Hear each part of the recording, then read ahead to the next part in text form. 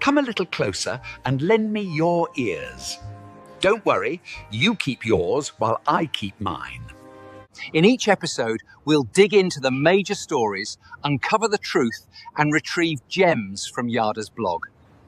We'll discuss what's right, bark about what's wrong, wag our tails at the thrill of discovery, and take you on adventures through the exciting world we live in today.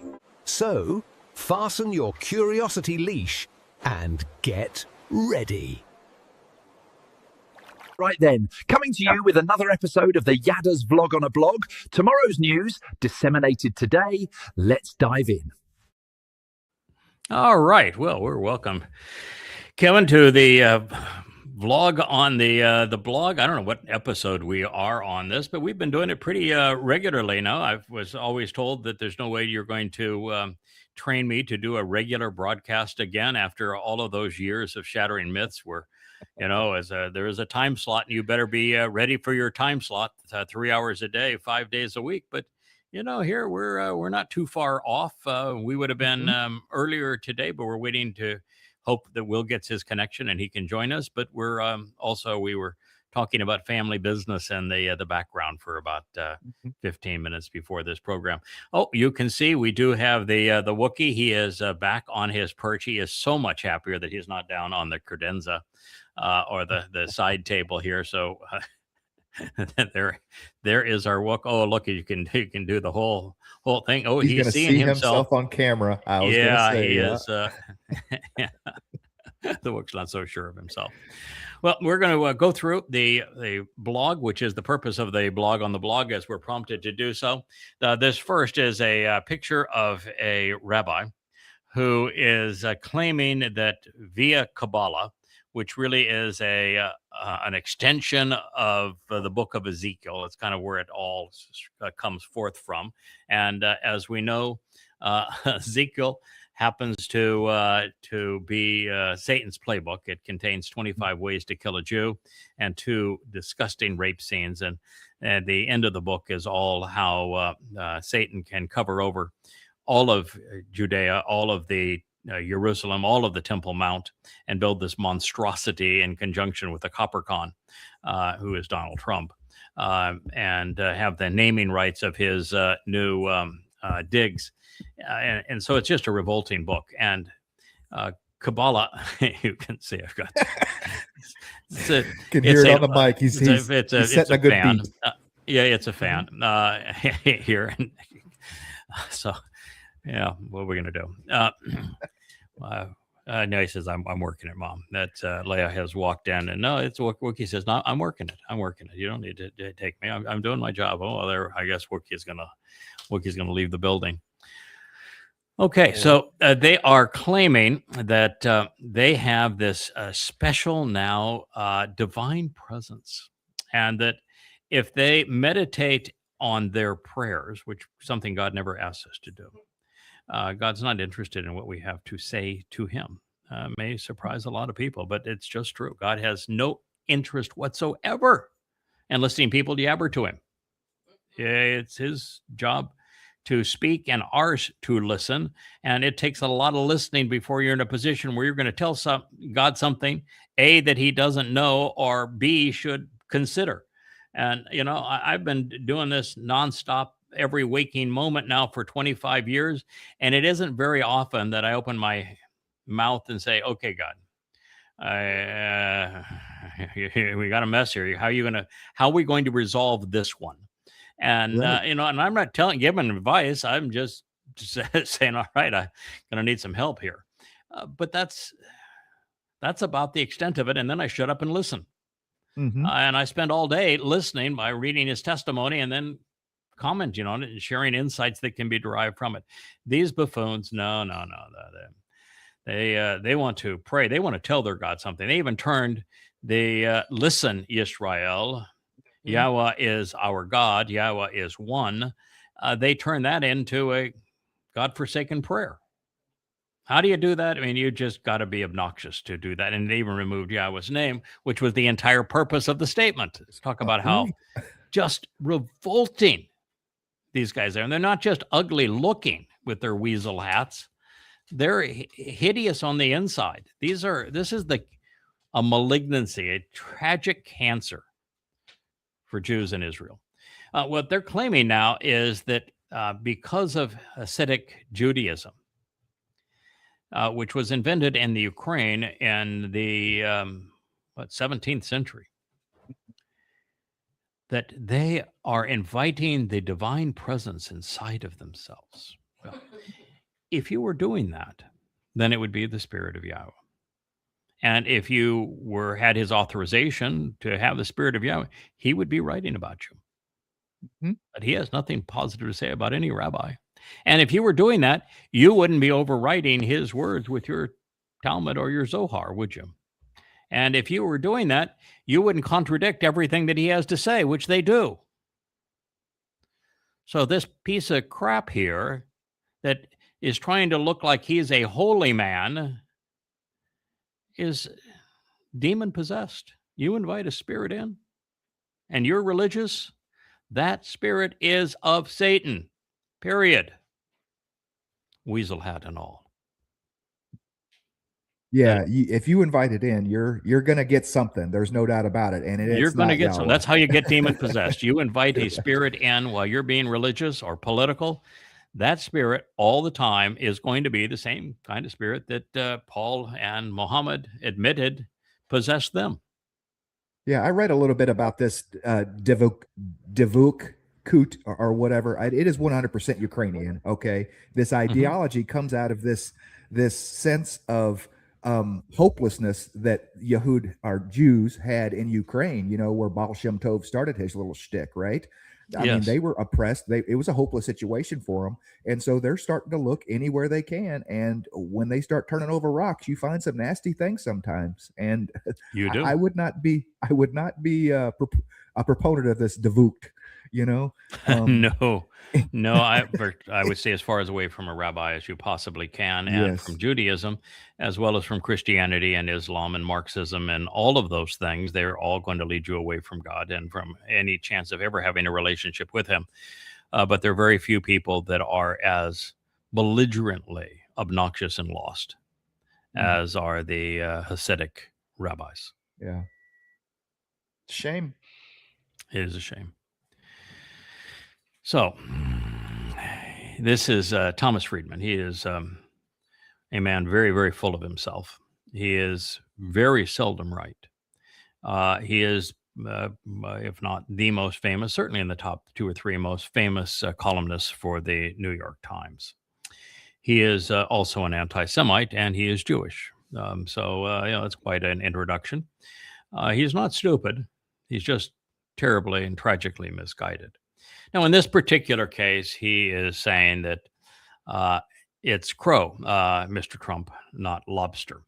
And what he is trying to say is that the consequence of his blunder into Iran is that while he will call his deal lobster, it's crow that he's going to have to eat. And he's going to have to eat a lot of crow, and it's going to be served up raw and cold. But I said, he's supposed to, a man that's supposed to be able to turn a phrase. So if you're going to pair something with crow, it's not lobster, it's crow versus quail. And if you're going to deal with steak, as he goes on to write, he talks about it being filet, but it's shit versus steak. Let's make the alliteration work. Right. Crow versus quail. That is much better.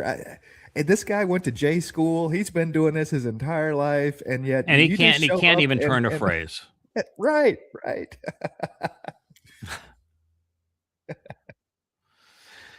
All right. So this is something that is triply interesting, actually.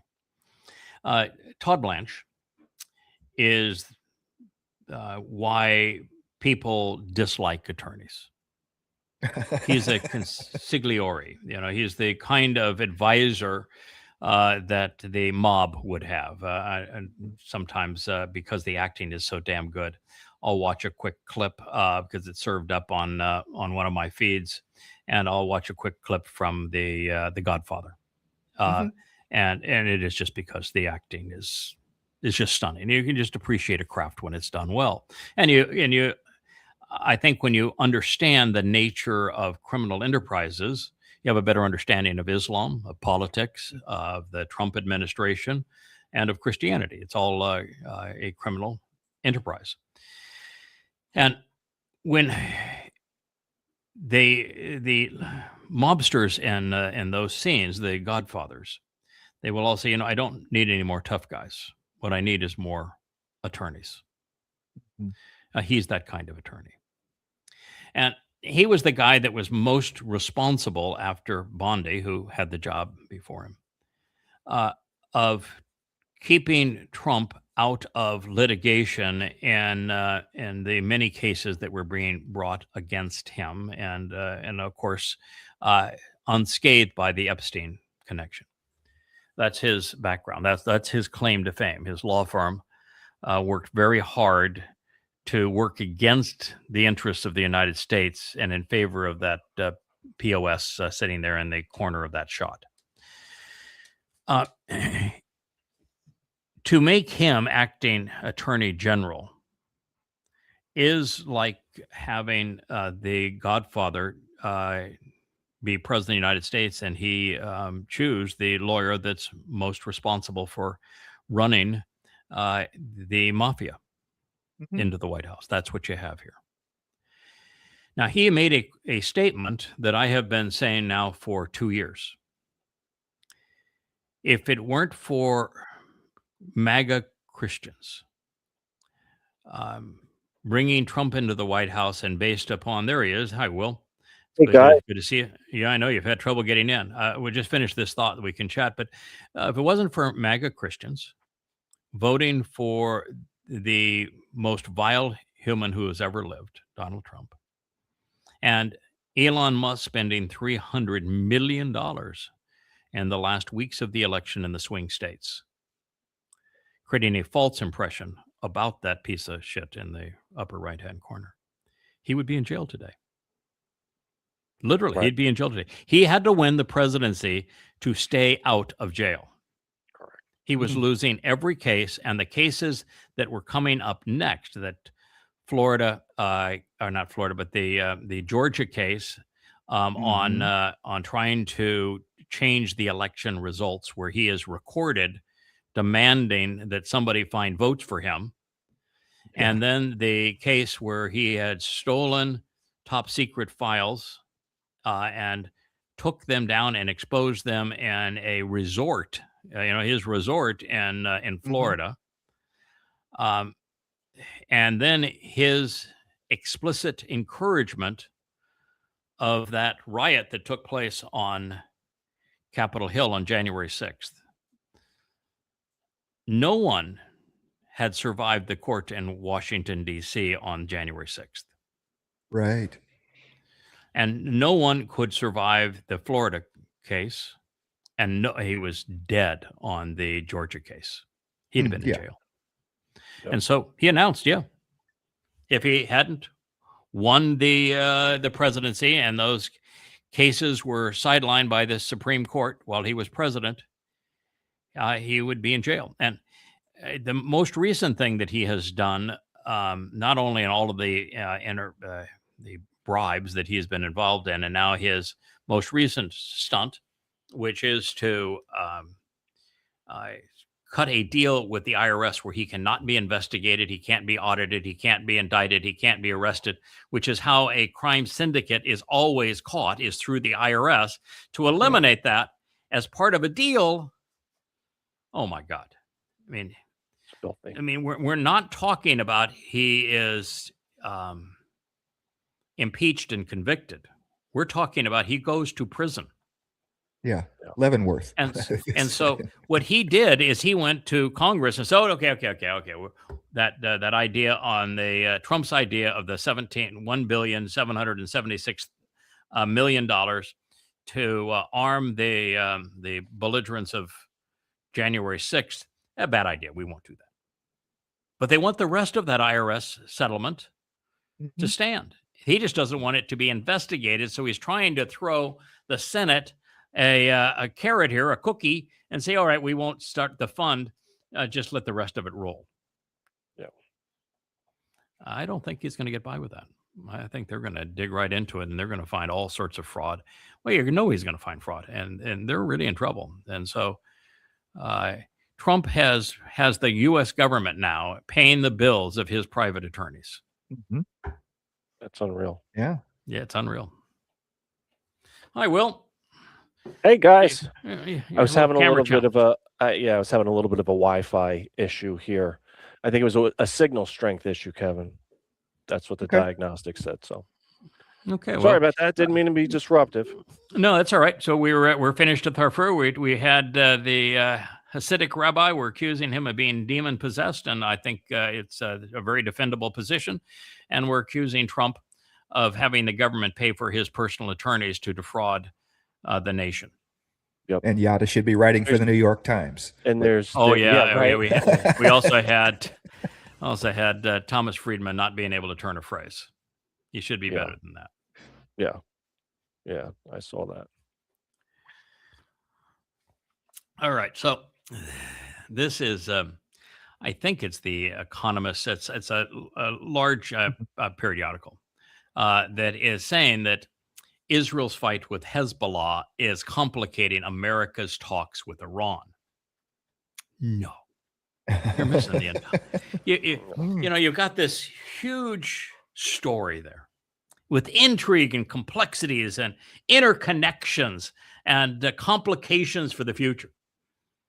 And you're posting something as, oh boy, I'm really smart. Boy, I'm going to tell them that Israel's fight with Hezbollah, which you can't even spell, is complicating America's talks with Iran. And you're missing something that is profoundly important, which is this is the rise of Persia. Persia is coming back. Right. The Persians and Iran have deliberately set a wedge between the United States and Israel that also allows them to do what they most want to do, which is to not send atomic bombs into Israel and therefore destroy it. They want Jews dead, but they want to claim it. And the only way to do that is with jihadists.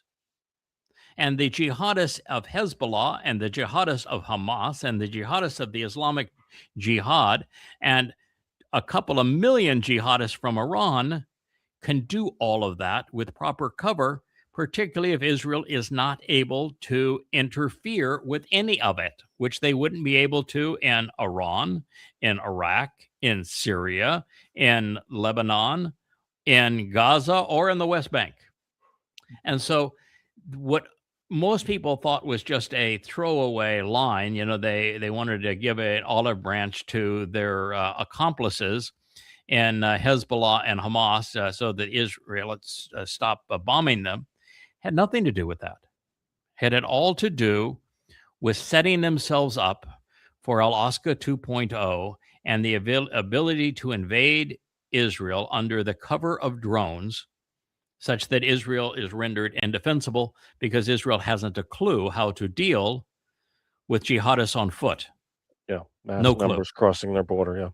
Yeah, none. So what they missed here is this isn't complicating the issues between America's talks with Iran, because there are no American talks with Iran. And this is not an area of complication. The complication is that America was so foolish in attacking Iran that it has nothing but horrible options. It's surrender is all America has. Trump has come out with a post that we'll talk about in a future one here that he lists all of the things that he is demanding from Iran. You're not going to get any of them. Yeah. And so there's no complicating America's talks with Iran. There are no talks with Iran. America will either accept Iranians' dictates or the war will continue. Isn't that unbelievable that we're in that position now, that literally Iran is dictating the pace and the flow of the negotiations, and we see Trump in this sort of reactive position, just confabulating away. I mean, it's really profound when you look at it. I can't believe that the tables have turned and what an amateur this guy really is. I mean, you talk about checkmate. I mean, the U.S. is really cornered in this. There's just nowhere to go. He There's started nowhere to go. something, and he can't stop it now. Now it's gonna pick up momentum like a freight train, right? So, there is no stopping it here, and even slowing it down is devastating for the United States and the world because the Strait of Hormuz stays closed while they slow it down, and Iran rearms itself both defensively and offensively during the slowdown. So, and America's military assets bob up and down without significant resupply or without the troops being rested, and all those forward troops that he deployed, like he was going to invade those islands. What are you going to do with them? You know, that all of the disruption to their lives and the money to put them there, and now you've got to bring them all back. It's and this pretend blockade that is a showcase of stupidity. The longer it goes on, the worse it is for the United States, for the petrodollar, for world economies, for world food production, for the U.S. military, who is already out of most of its necessary assets to deploy. And it gives Iran every advantage. So, you've got to wonder what in the world you're going to do, because you can't act again. You can't attack Iran again without Iran completely destroying Israel and all of the Arab fiefdoms surrounding them. So you can't attack again, and you can't back away. Yeah, and so your only option is to surrender to them, give them everything they want, and that's such an infinitely inferior position to where the U.S. and the world was prior to this attack. That's right.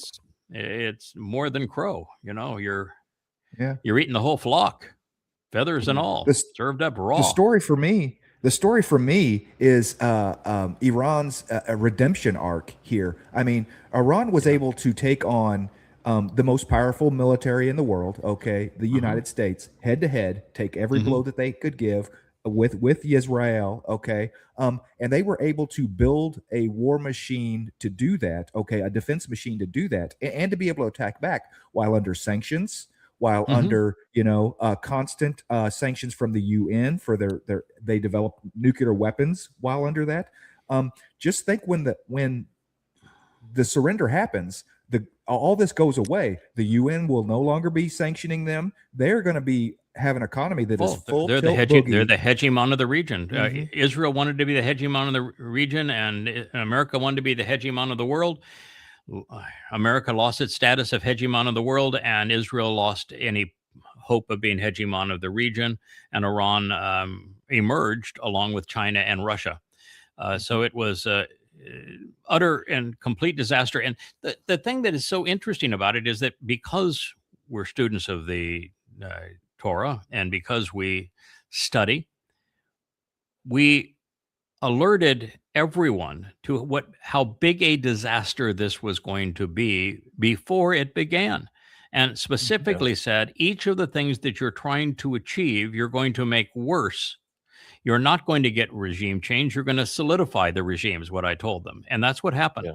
You're not going to eliminate the nuclear threat. You're going to cause it to become far more real and come to fruition by this. You aren't going to destroy Iran because you can't invade the nation, and it's way too big, too populous. So you have no chance of defeating them militarily, which means you're going to squander your military and your reputation in doing so. And you're going to exacerbate your biggest challenge, which is the loss of your economic credibility, because you're going to push Iran further into the embrace of China and Russia and the whole world against America for this stupidity. So everything that turned bad about this, we forecast before it happened, and then explained that it was happening when it was happening. And now we're saying it can't be resolved. As I said, there was no way out of this mess if Israel and the United States caused it again, and they did. Yeah. And so here's, a periodical, supposedly of journalists supposed to be smart people, and they missed the entire thing. Mm. How are you going to understand the mess that you're in if you don't understand who's doing what to whom and why? Yeah. Yeah, it's blame the Jews all over again. It's those dastardly Jews bombing Hezbollah that's keeping America from winning the Iran war, right? Or from having peace.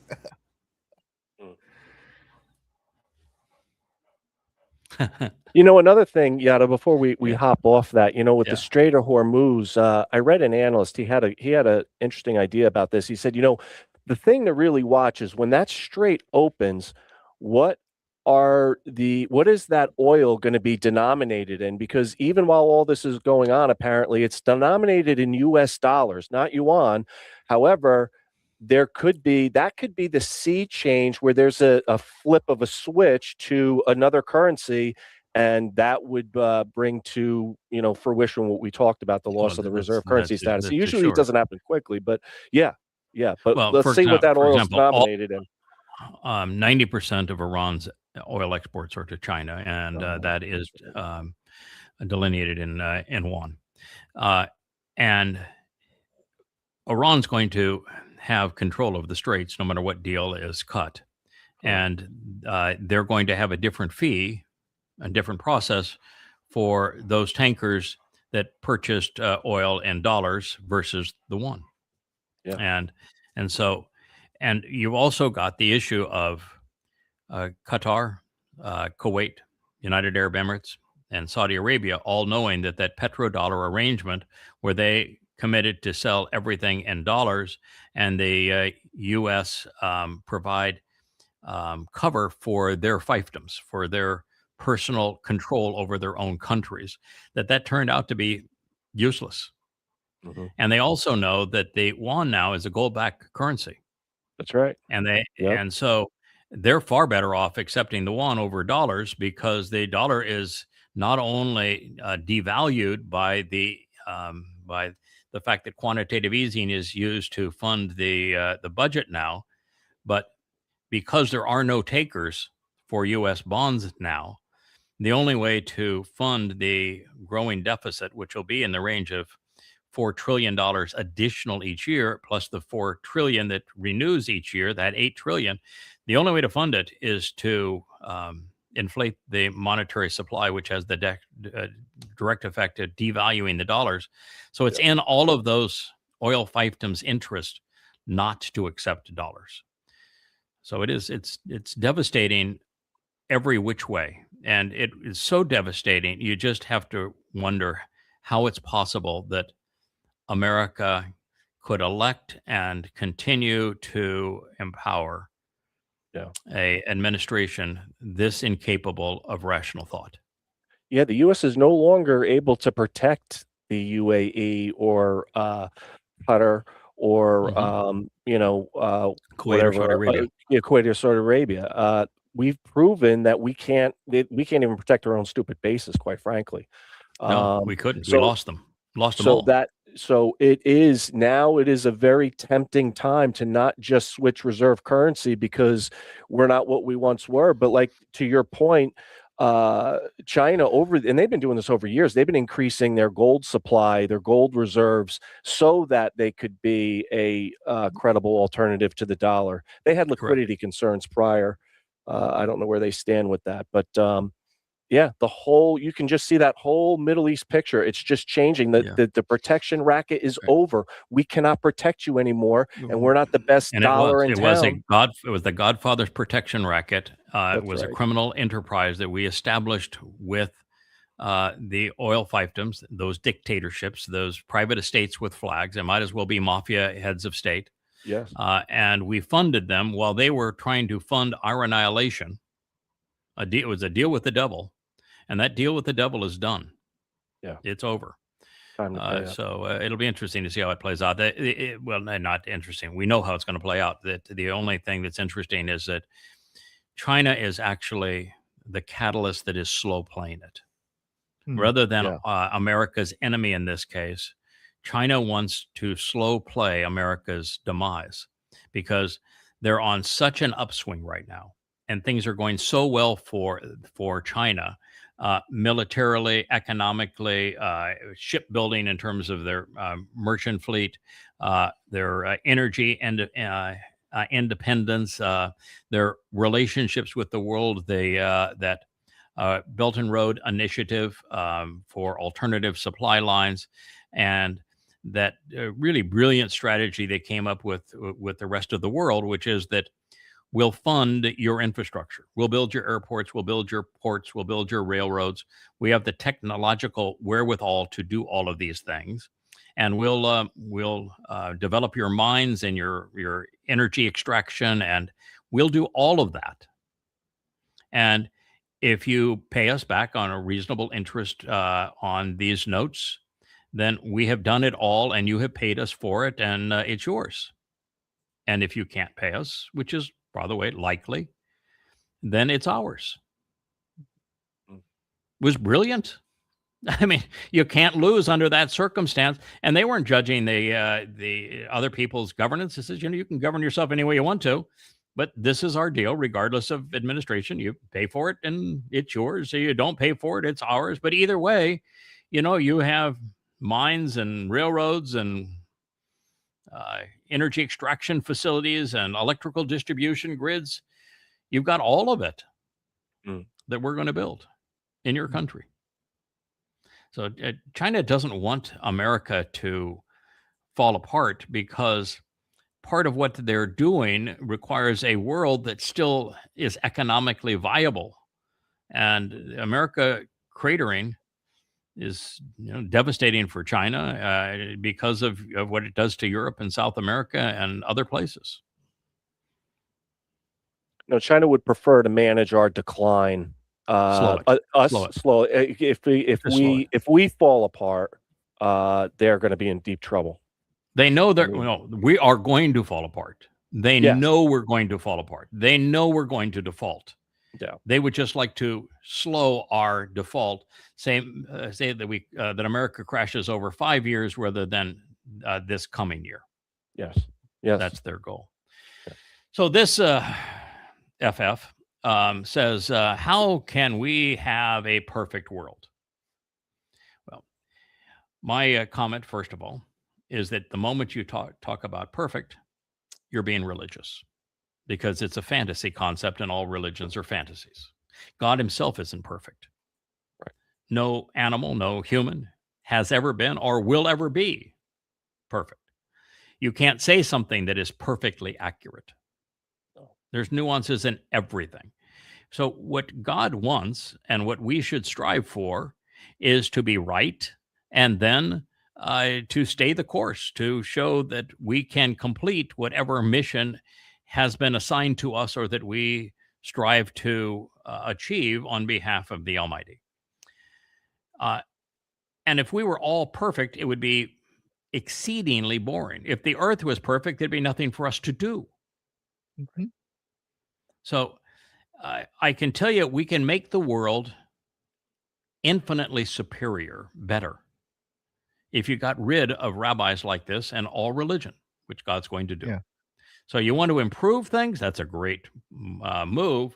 Start by getting rid of all religious people and all religious institutions, and follow that by getting rid of all political people and political institutions and militant and militaries and militant individuals and conspirators and anti-Semites. That'll be a great place to start. Yeah. But you being gone, Rabbi, will make the world better. Yeah, the formula is simple. Walk away first. That's what Yah said to Abraham. Walk away, and then we can talk. But walk away and we'll talk. There's nothing to talk about if you don't walk away. Conversation ends quick. Yeah, if the world was perfect, the second that you do anything in that perfect world, by definition, it's changed and it becomes imperfect. So I don't think there's really any talking between Abraham and Yahweh. Oh, no. Yahweh said, I want you to walk away from Babel. And when you do, then, I'll lead you to a promised land. And when Abraham decided that he wanted to say something, like, for example, I think that my kid from Damascus, who's like a son to me, even though I'm not related to him, let him be the heir. And God says, hell no. Right. Next subject. Or when he wanted Ishmael to be the heir, and God said, no. Wasn't any discussion on it. Just no. Right. So you can say, oh, well, there was that real discussion when Abraham said, what if there's X number of happy people in Sodom? Would you spare the place? Yeah, okay. Well, what if there's, half of that? Okay. Well, what if there's half and half of that? Okay. Well, what if there's one? Okay. Took you a while, but that's what we're going to do. Yeah. And I'm going to go get the one, pull him out of Sodom, and then we're going to. Yeah, and he's your nephew, and he ain't worth anything. He is really a horrible human being, but he's your nephew, so I'm going to go get him. Right.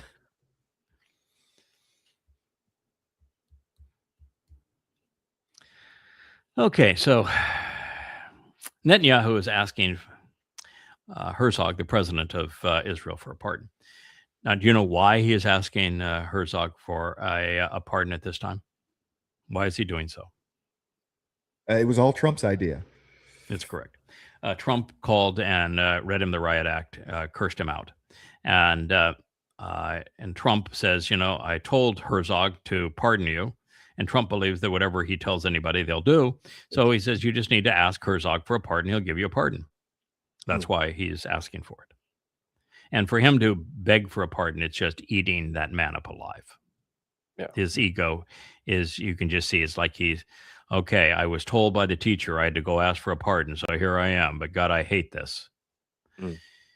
But the fact of the matter is, for Israel to try, even convict Netanyahu over champagne and cigars is insane. It just says you've got no morality in Israel. You've got no legal system that's worth a damn. You've got no sense of propriety.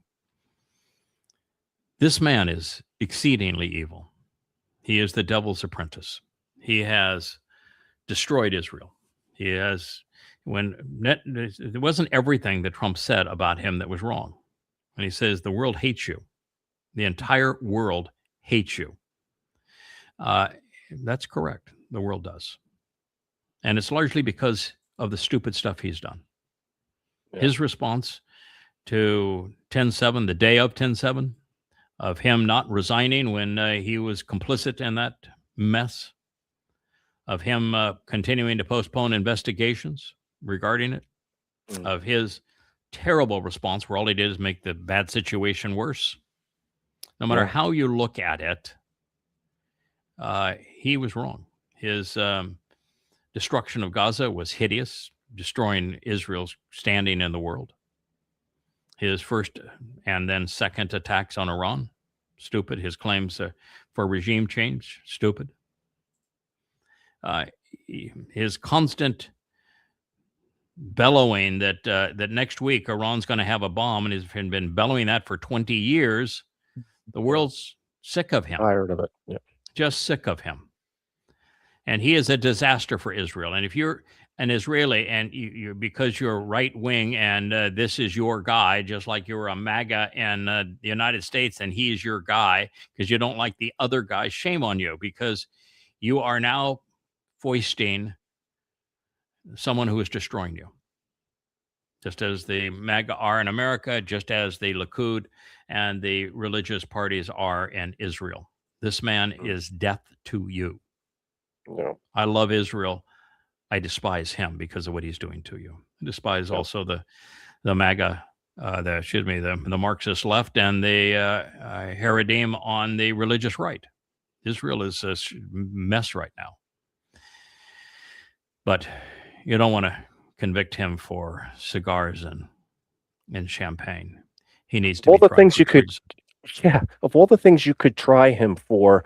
It's trite. It's just striking how Israel just doesn't see its problem. It thinks Hashem is with them and he's going to be there in the end. And Messiah's coming. Yeah. The Messiah is coming, and they're just rallying around their star flag.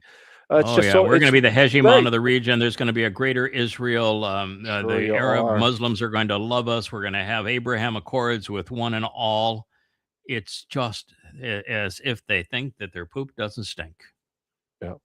Yeah, they're misreading the whole thing. Yeah, and they right now are hated by the entire world. There's never been a country that is as universally hated as is Israel.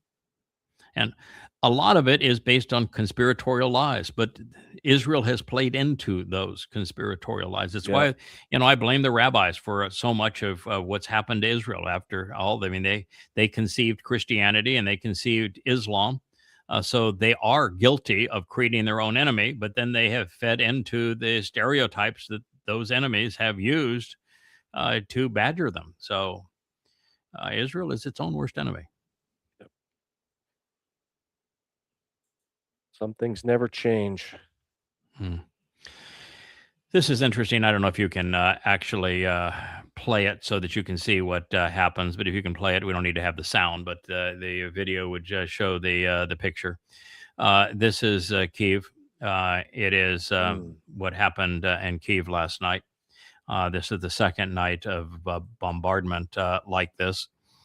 But I'm here to tell you that because Zelensky and the UK and Berlin and Paris, probably Washington, came up with the idea that it would be a grand fund to send drones into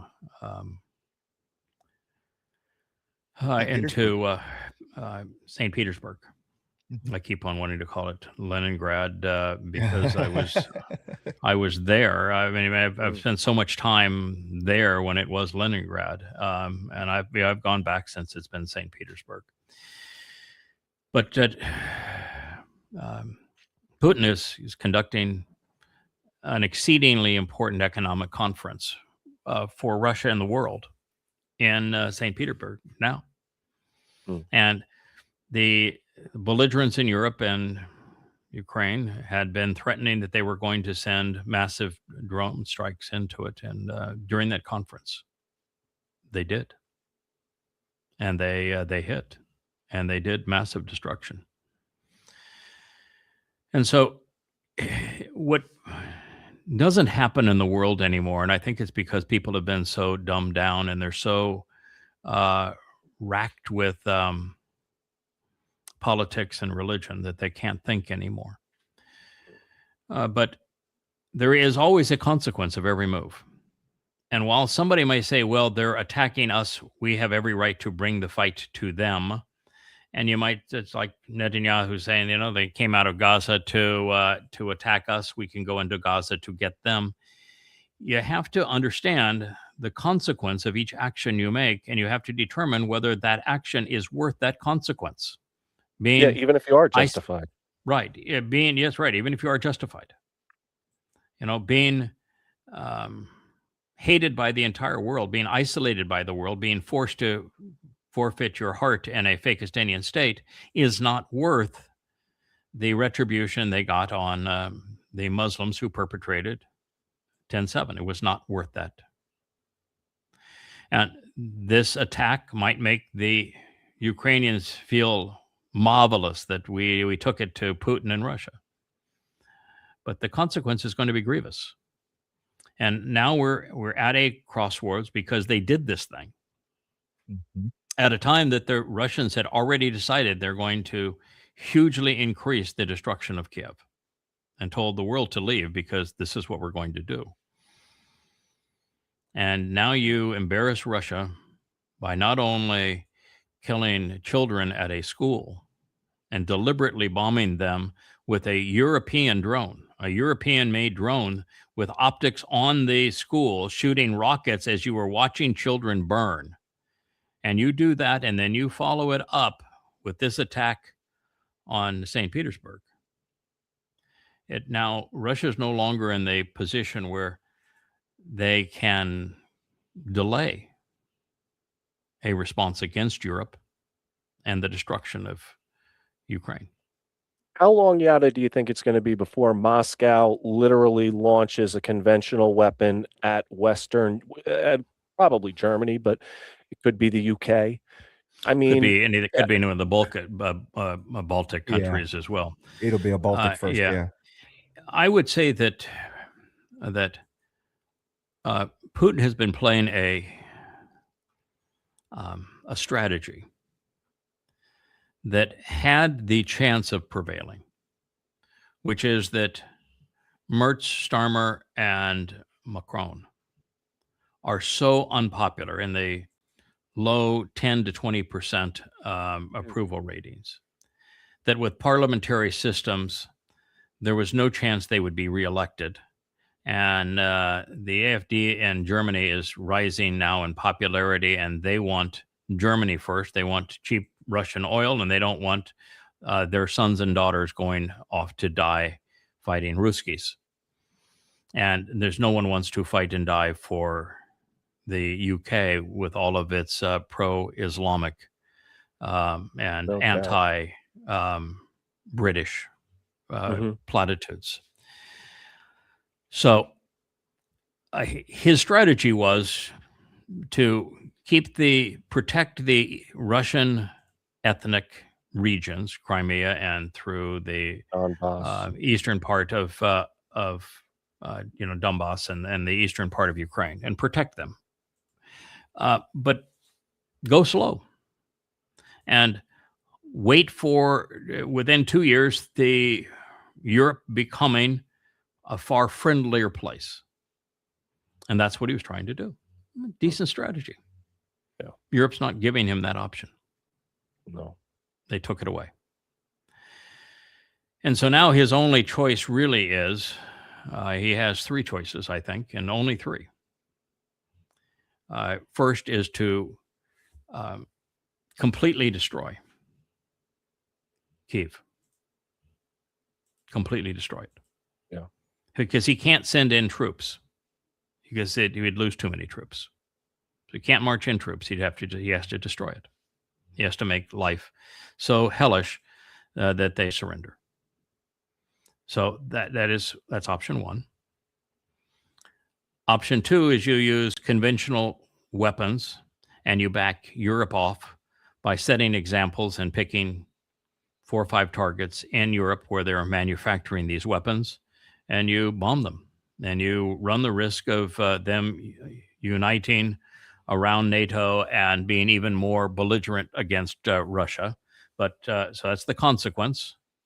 And you have ended the long play wait game, but it's already over anyway. That's the second option. The third option is to say, we don't have enough missiles and drones to use to dissuade Europe conventionally, or even to bring Kiev down. Because you look at these last 2 nights, okay, it's lots of little fires and buildings crushed, but it's boo-boos. And that is just to say, we have them. We've been pushed into a corner. It's time to use them. And Russia goes directly to tactical nukes. Those are the three options. Yeah. And if they take option one and it doesn't dissuade Europe, they have to go to option two. And if option two does not dissuade Europe, they have to go to option three. So I'm telling you that all three options are there, and they will continue to up the ante until such time as there are no more options. But that's the plan. Now, timing wise, I think for Kiev, Putin's a survivalist. He's a strategist. He has, near 80% approval ratings in Russia. But if he doesn't take Kiev out now and take Odessa as well, he doesn't have to destroy Odessa. He just needs to take Odessa, but destroy Kiev. If he doesn't do it, his own party will assassinate him. They'll take him out because the fervor of the Russians is not anti-war; it's pro-war. So that's our situation. So if I were to say, give you time, I would say that Putin is so methodical, almost disappointingly methodical, that I think that what we're looking at here is that he'll stick to Kyiv for the next month or so. And I will tell you, though, that what happened in St. Petersburg today is going to change his calculus. Yeah, I think the European response, I think that he could probably get away with popping a few shots in manufacturing in Poland and the Baltics. If he hits anything in one of the big boys in France, in Germany, in Belgium, okay, that those Marxists will lose their mind and they will just nuke. They will just nuke. I'm not sure they can just nuke, because while France does have their own nukes, and there are allegedly some in the UK, for the most part, the nukes are American, and America is not going to nuke Russia. Right. It's just not going to do it. So now you're dealing with them, and they are so antiquated that I'm not sure they could pull it off.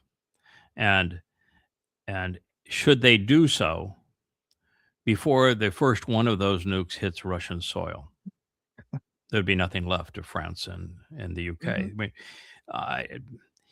people need to have an appreciation for the fact that the UK, France, and Germany no longer have militaries. Right. The UK can't float a ship. No. The French have nothing.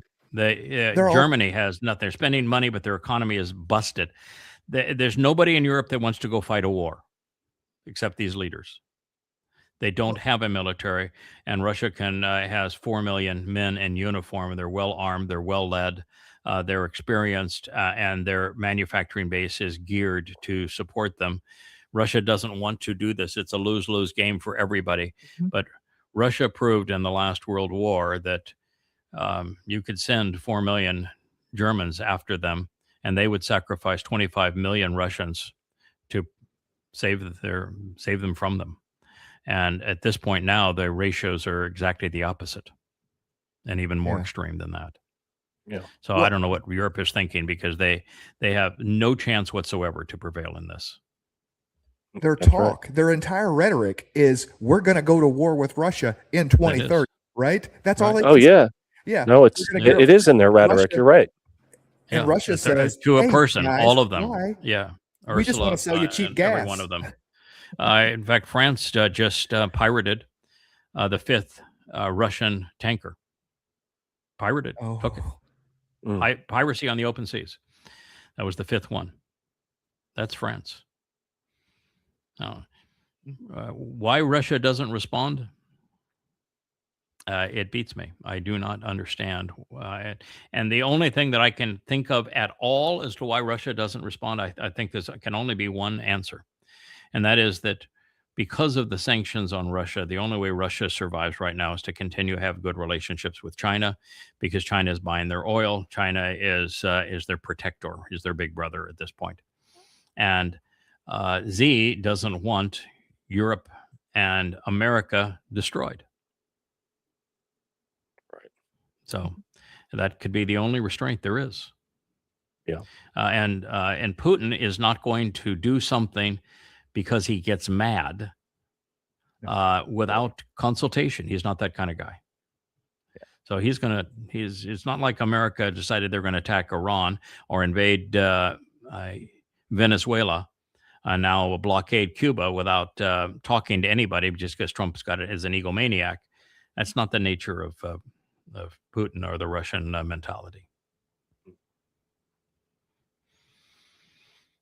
Yeah, spies rely on backup plans. They don't rely on just improvisation and gut moves. Yeah. They just. Have you ever listened to a Putin news conference? Yeah. As a question, have you guys ever listened to a Putin news conference? Oh yeah. Unfortunately, they're in Russian, but yeah. Right. They're very, very, very long. They go on for 2, 3, sometimes 4 hours. Putin sits there with nothing but with a 2x2 note paper and a pen. And he has ears so that whatever somebody is saying in a language that is not familiar to him, and he probably speaks many different languages, but he has it translated for him. And what he does is, as a person asks questions, because typically it's a compound question and they make many statements before they actually ask a question, he writes down notes. And then the person stops and he says, okay, I'm going to respond to your first point. And he'll go and give a whole history. And then now I'm going to respond to your second point. And now I'm going to respond to your third point. And he's always on point. He knows the history. He knows the consequence of all of this. He knows who the players are and what has happened previously when they tried this kind of ploy. He is so well informed, so focused, so disciplined in his rhetoric. He is at a level that is beyond every other head of state in the world. Way, way beyond. So sometimes because of the way that the U.S. media in particular likes to dumb down enemies, and Putin goon, no, he's a brilliant man, and you need to understand that. Like when America decided they were going to go get regime change because they thought they'd be just stupid jihadists in Iran. No, they're Persians. They're smart. They're very well educated.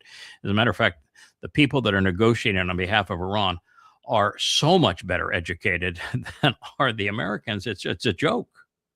Mm-hmm. All right. So this is something that I've been talking about for a long time.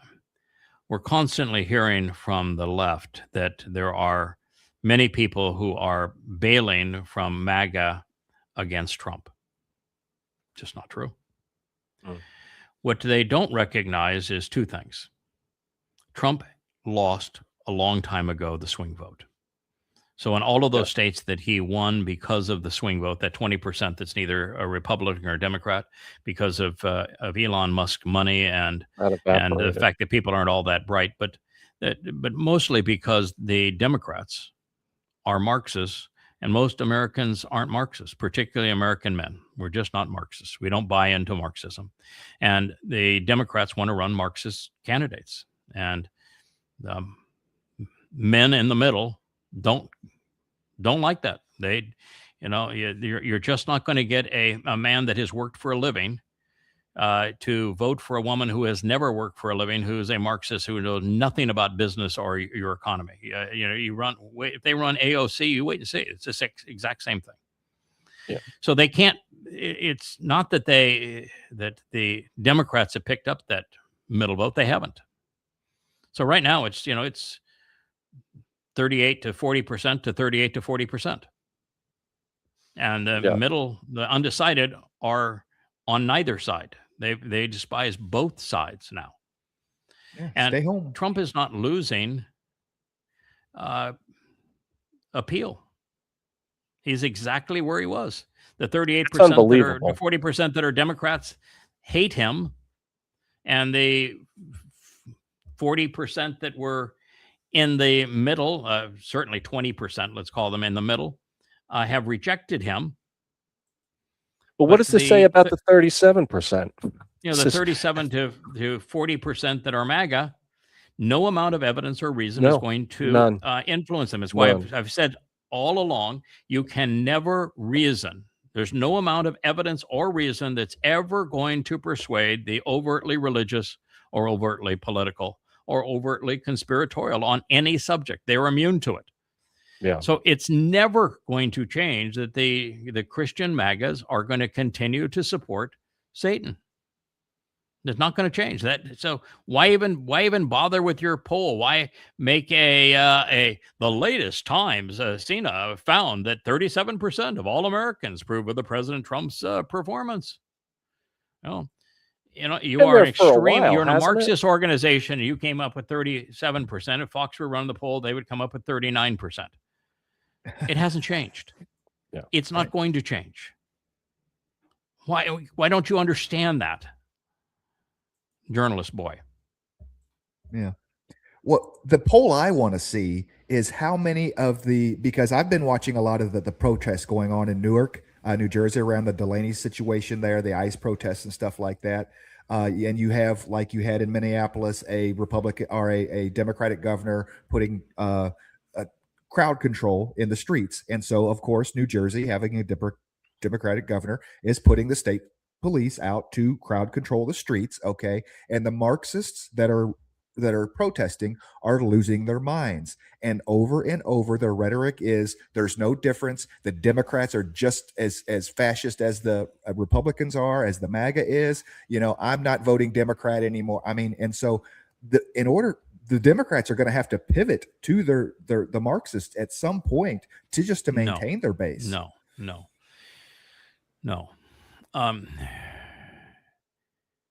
The Democrat Party is, at its leadership level, is extreme left progressive.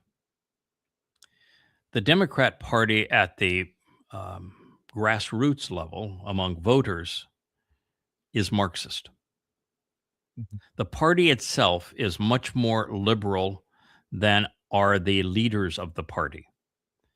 And so the leaders of the party who are Marxists are somewhat fringe, but they are the ones who are positioned to run for office because the primaries are decided by the rank and file, and the rank and file of the Democrat Party is Marxist.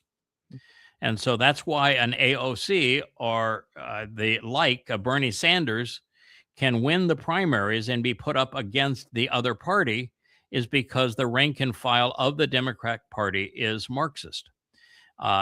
And you can't solve that because the management of the party, the leadership of the party, can't go more mainstream because they will lose their primaries.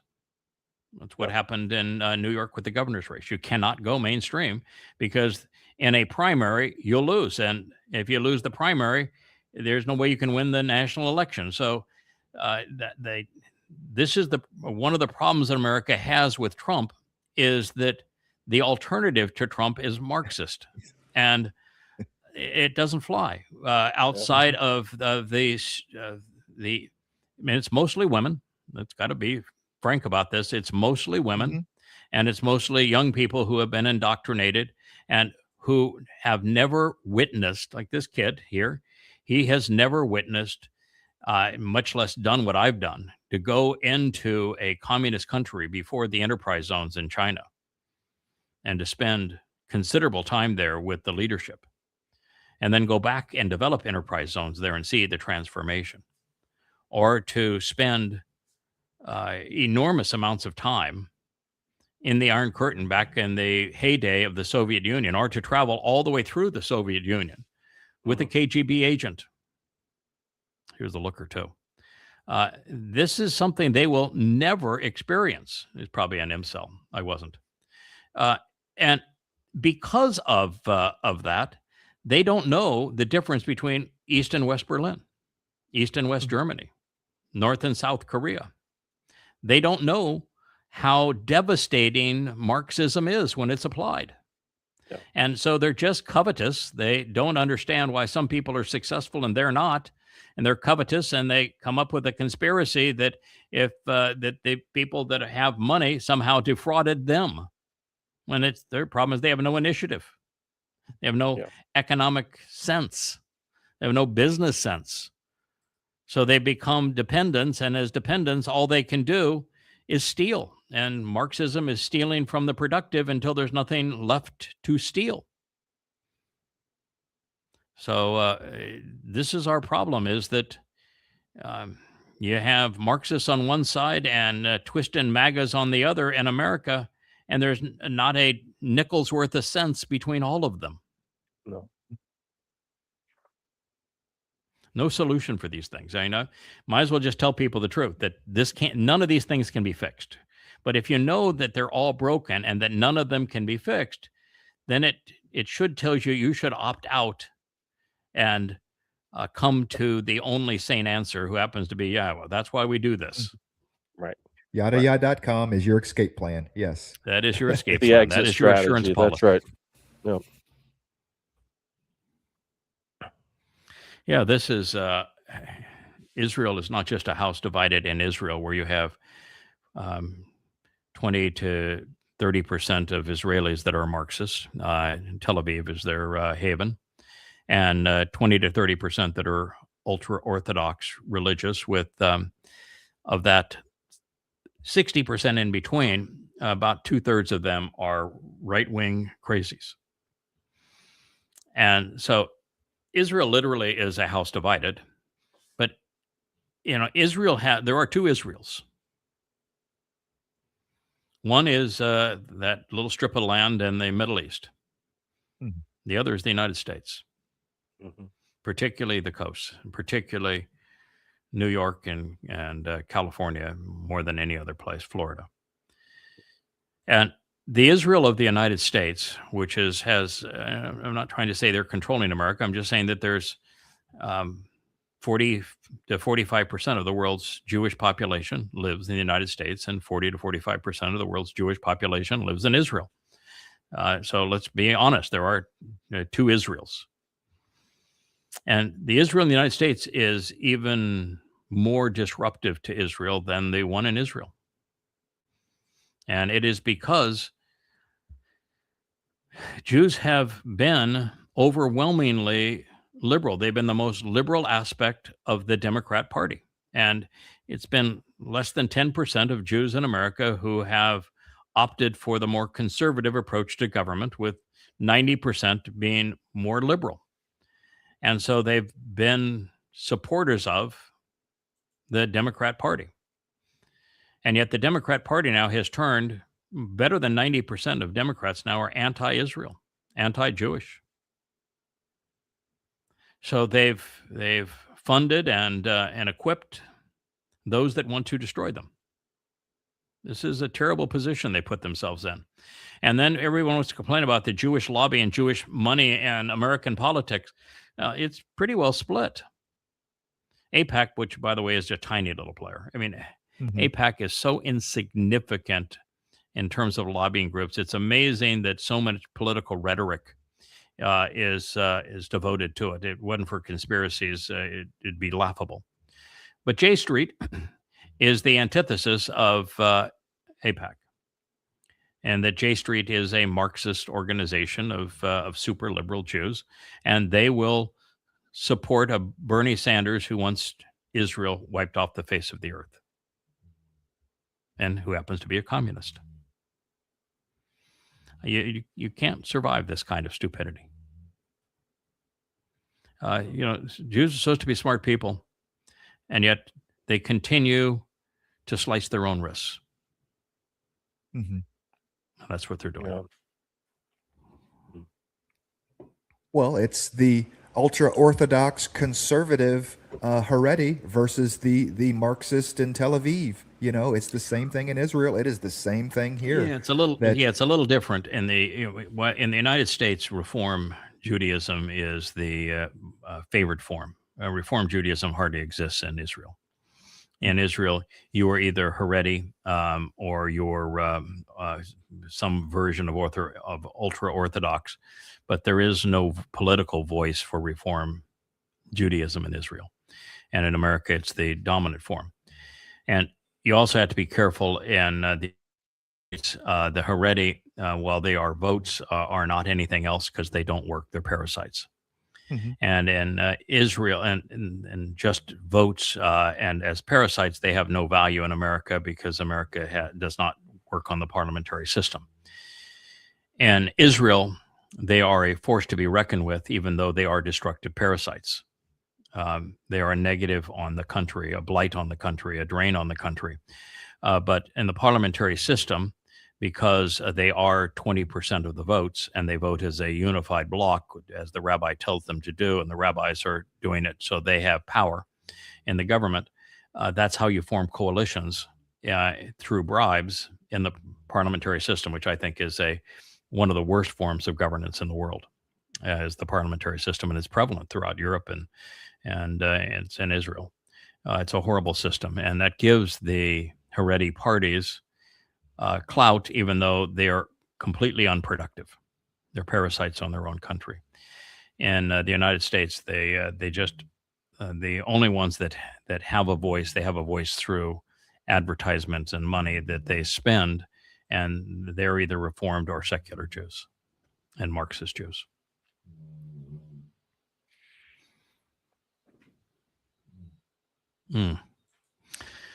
Franklin Graham, what a piece of shit you are. The Bible, by the way, God has no book called a Bible. If you're going to use the term Bible, you're an idiot. Bible is based upon Babel. It means to confuse and to confound by intermixing truth and lies. It is the very thing that God was opposed to when he destroyed the Tower of Babel and confused human language to avoid religions like Christianity, at least to delay them. So if you're using Bible, you are part of what God views as destructive. Problem. Yeah. He is claiming that it's not silent on abortion. It is silent on abortion. The Torah and prophets and Psalms, of course, are silent on abortion. Because in Yirmiyah, who he wouldn't know as that name, Jeremiah, it says that Yahweh says that I knew you before you were born. Yeah. So that, and Franklin Graham's useless cranium, that means that God's opposed to abortion. First of all, the book he's citing from completely and totally destroys his religion. So if you're going to quote from that book as proof of something that you think is religiously important, you may want to be careful, because that book destroys your religion. Everything said in that book destroys Christianity. Yeah. And what it actually is saying is God is saying that I play favorites. And the people that I trust, I redeploy. This was not my first go with Yirmiyah. That's what it says. So Yirmiyah, like Dode, may have been given a call very early on. Dode was 8 years old when God said, this is my chosen one, and I know him, and this is my guy. It's because he knew him in a previous life. Mm-hmm. The same thing is true with Yirmiyah. That was Yahweh's first go with Yirmiyah. We So just then the haven't. question is- Right. I was going to say, who is? Yeah. Which one is he? Yeah, and I Who's knew there was- Yirmiyah? I told Rich this morning at breakfast, I said, I've got a post on this, and sure as hell, Kevin's going to say, so who was he in the previous life? I think the answer is actually pretty straightforward. First of all, what you have to know if you're going to make these kind of claims is that souls do not change. They are who they are. Their aptitudes, their attitudes are all the same. Souls are not divisible, which means the previous deployment must have come to an end before the new deployment can start.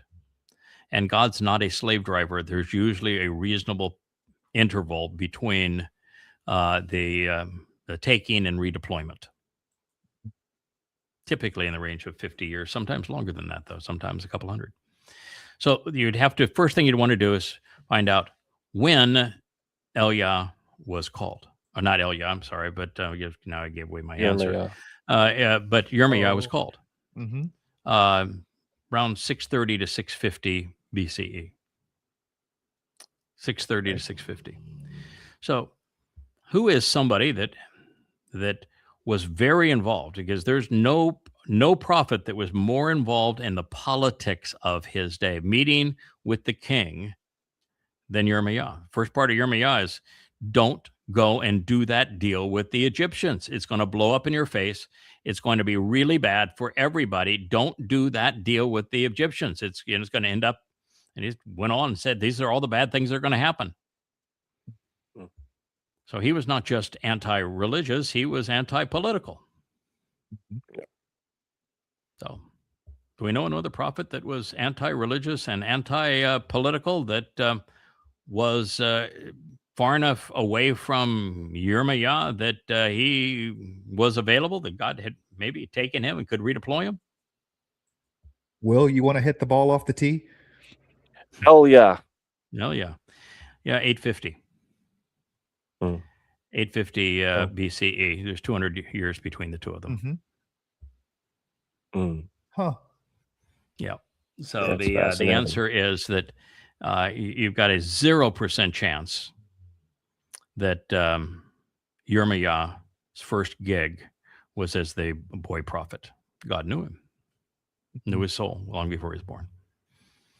And God had somebody that he worked with, that he liked working with, that he was comfortable working with in a similar circumstance. You know, this was the takeover of essentially Phoenician influence, Phoenician religious influence over Israel. And this time it was Babylonian. And so he brought in his guy, Azaliah. Right. So, Mr. Graham, you don't know what you're talking about.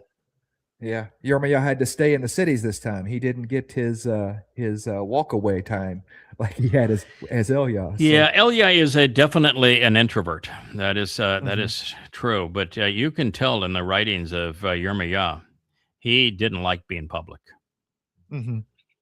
All these guys were introverts. Yeah, all of them. And Mo was an introvert. They were all introverts. Dode was an introvert. They're all introverts.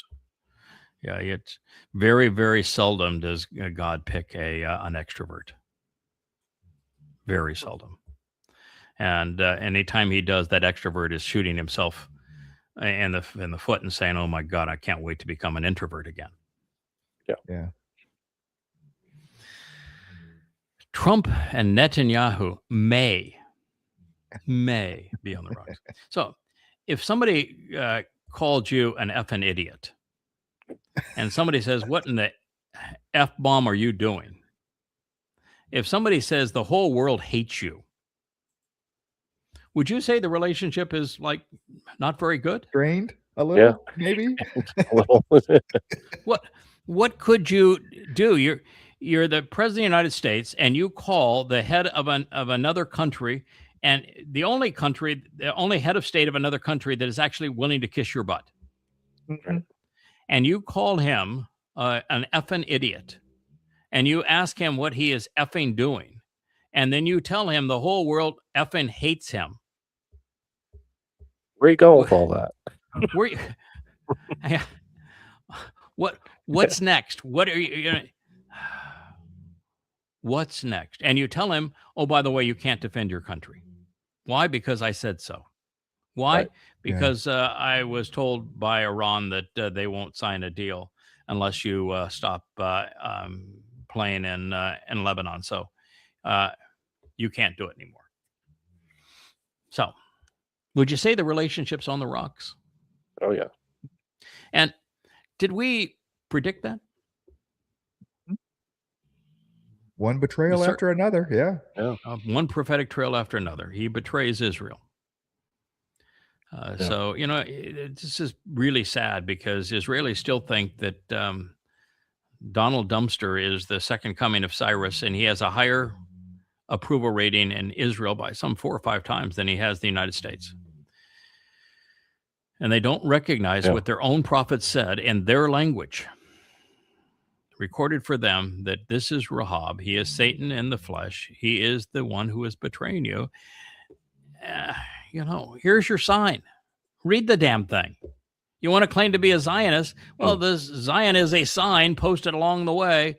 Read it. What was the purpose of having prophets if you don't listen to what they had to say? Yeah. And by the way, Netanyahu is an idiot. You know what he has. I mean, he's not an idiot in the sense of he's an intelligent man. He's just doesn't think clearly. He is incapable of thinking strategically. He's incapable of running the scenarios so that he knows the consequence of his actions.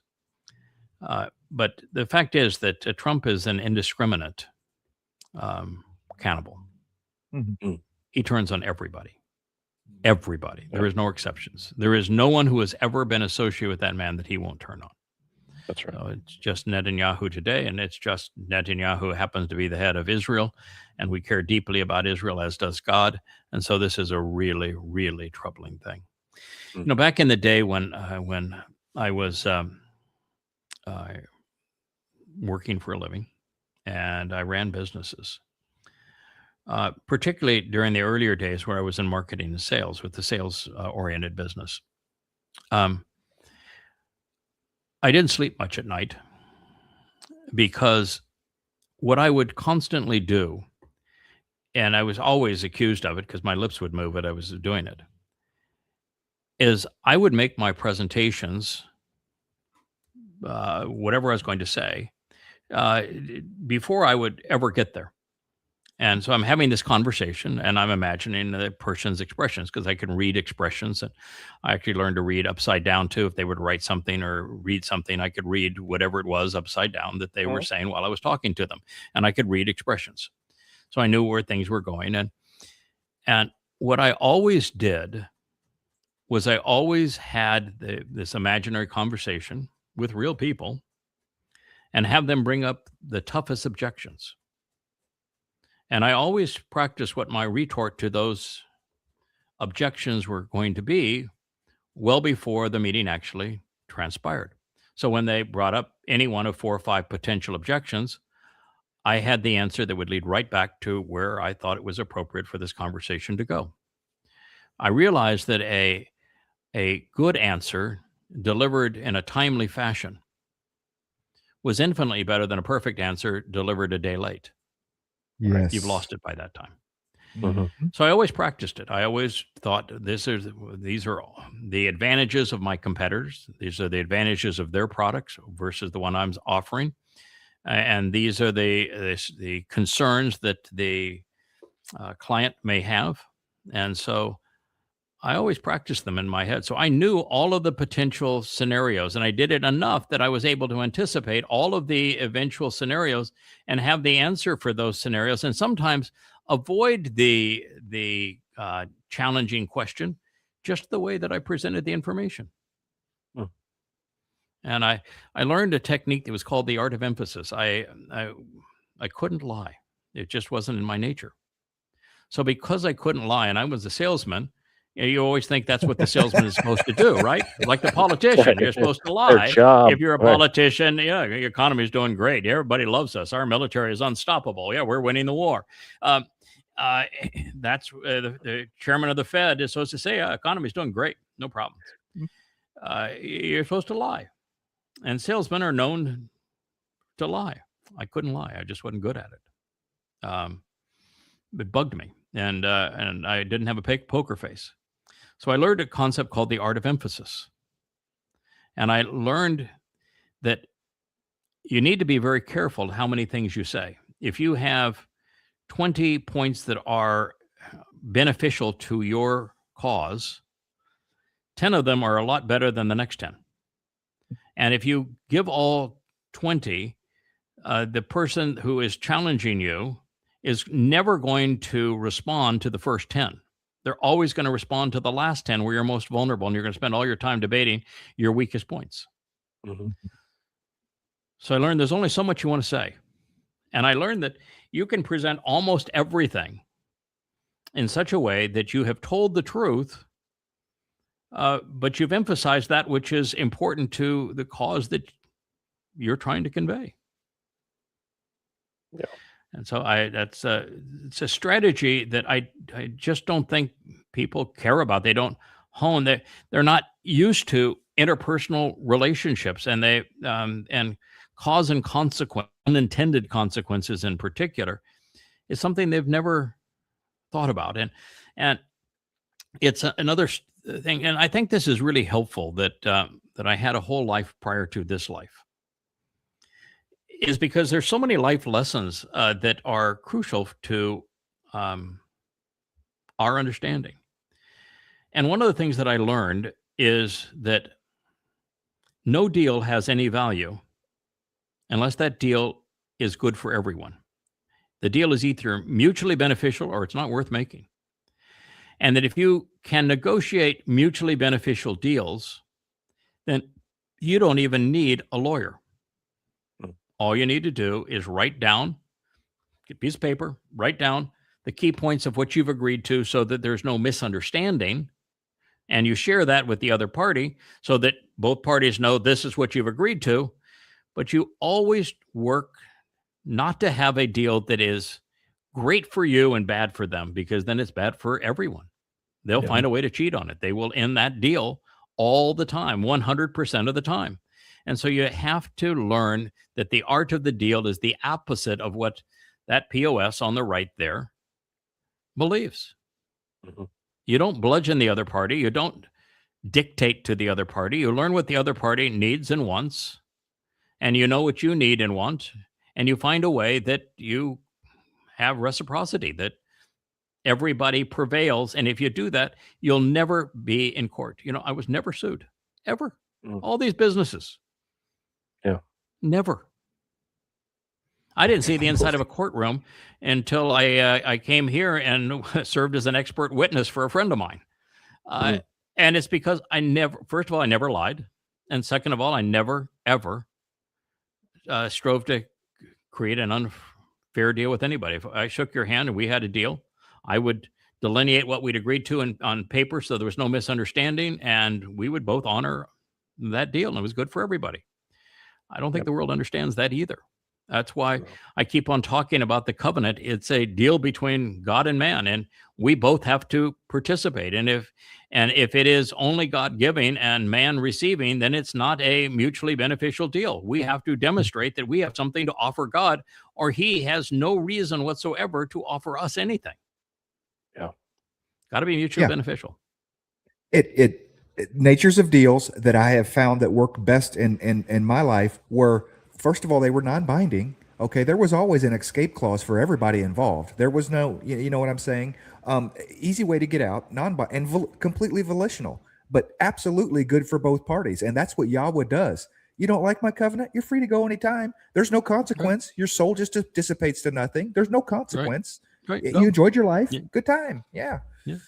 That's why I love Yahweh's divorce. First, I like his marriage and I like his divorce. There's no ceremony for marriage. You're not making any speech. You're not saying till death do us depart, forsaking all others. There's none of this rot. No, nothing like that. There's no commitment to monogamy. None. Mm-hmm. There's no commitment to sharing assets.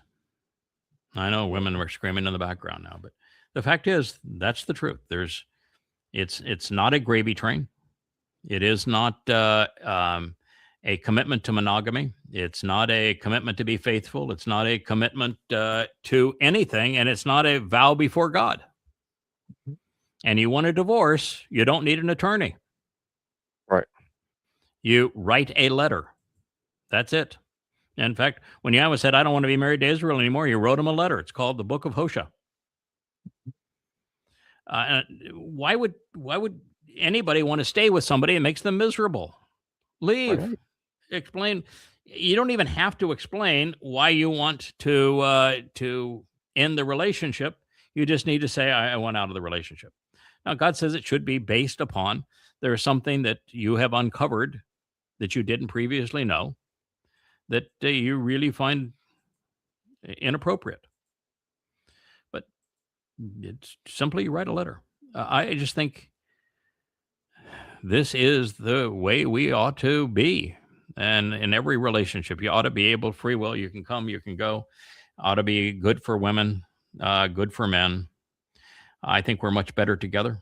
I've tried when I, had the time between wives, I was a prolific dater, and there was some fun in that, some energy in that, but ultimately it was a drain. It's just too much work.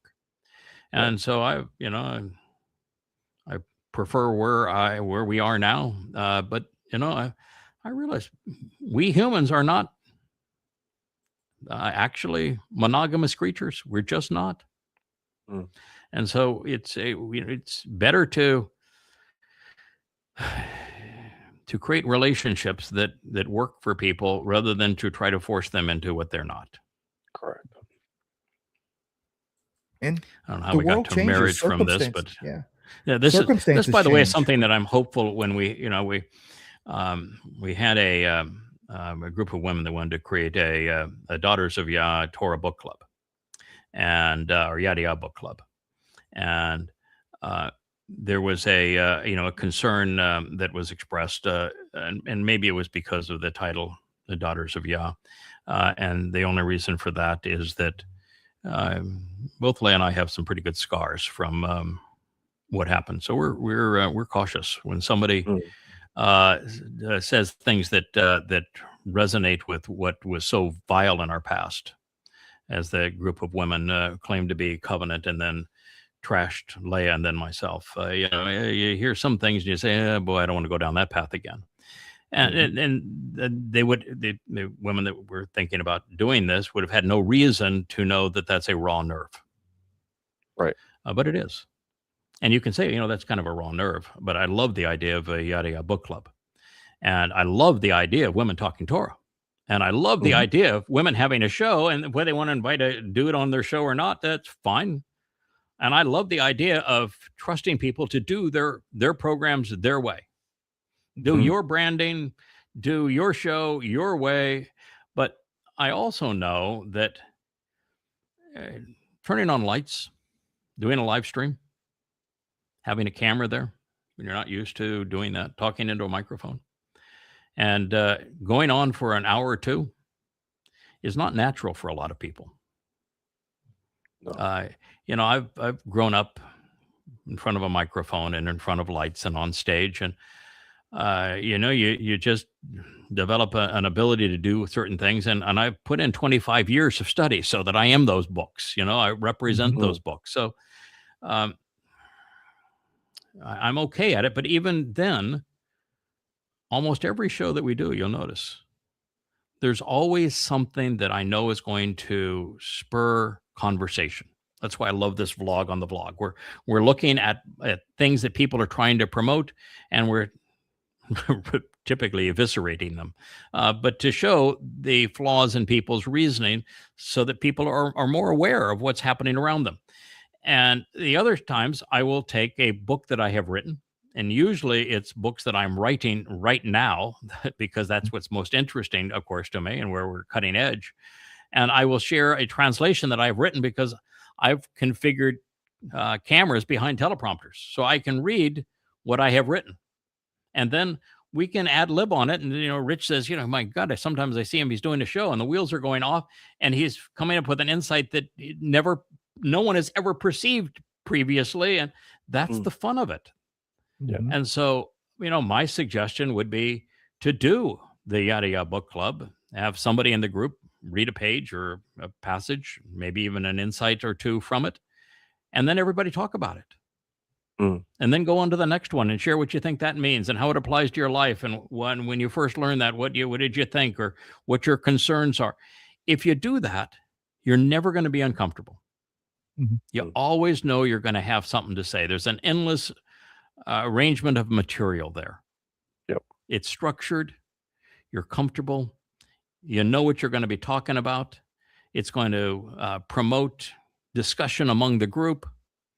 And it will be Daughters of Yah talking about Yahweh and the Torah. It's just in a way that is has a higher likelihood of being comfortable and a highest likelihood of being effective and accurate. And, I don't really care if somebody has a different view. Have at it. You want to have a different approach. That's great. That's why we're doing this. And what you want is to recognize that God wants us all to demonstrate that we're trustworthy. Well, if we don't trust our covenant family, then how are they going to demonstrate that they're trustworthy to Yah? So it's essential that everybody have this opportunity to do this. And they feel comfortable doing it, but you want to set them up to succeed, not fail. And you know that it isn't easy. It's hard. This is not easy. And the very fact that you can become comfortable with it over time and you can overcome the hurdles of doing it is part of the confidence and proof statement that is so essential to the process. But it's mostly, we do need to trust people and we do need to have them be able to do their own branding. I cannot step outside of the branding that Yahweh has prescribed. It's got to be consistent. And everything I say, write, and do has to be part of that branding. You know, it's there over my my shoulder. That is our branding. But that doesn't mean everybody does. You know, Roger Bankston did a show on the Torah. He doesn't need prompting. That is a man that is just Right. oozes confidence and is very comfortable in that environment, and you can tell it. And therefore, he does not need prompts. Most people do. I like them. And if Roger Bankston wanted to have the thumbnail for his show, you know, a caricature of himself in a dive hard hat suit, you know, holding up a finger, you know, I'm going to laugh myself silly and say, you go, man. That's Right. cool. And so I think that the women ought to be able to design their own thumbnail, and it should be represent them, and they should have fun with it. And we should all just enjoy everybody growing into the role, but also be careful that I don't want people to fail. And I know how hard this actually is. So stack the deck in your favor. Absolutely. You know, And it's read something from the books. The Yada Yada Book Club is so easy. Read something from the book. Talk about what it means to you. absolutely. Can't go wrong. And from the technical side of things, they are two different challenges to overcome. With the first one being, if you want to live stream, StreamYard accounts are free. You click a button, you are live streaming. You know what I'm saying? That's correct. Okay. Now you need content. Woohoo. Okay. Woohoo. And you're out there, right? Now the other side of that, I want the safety net of recording. Okay, it's fine, but now you have to learn to edit.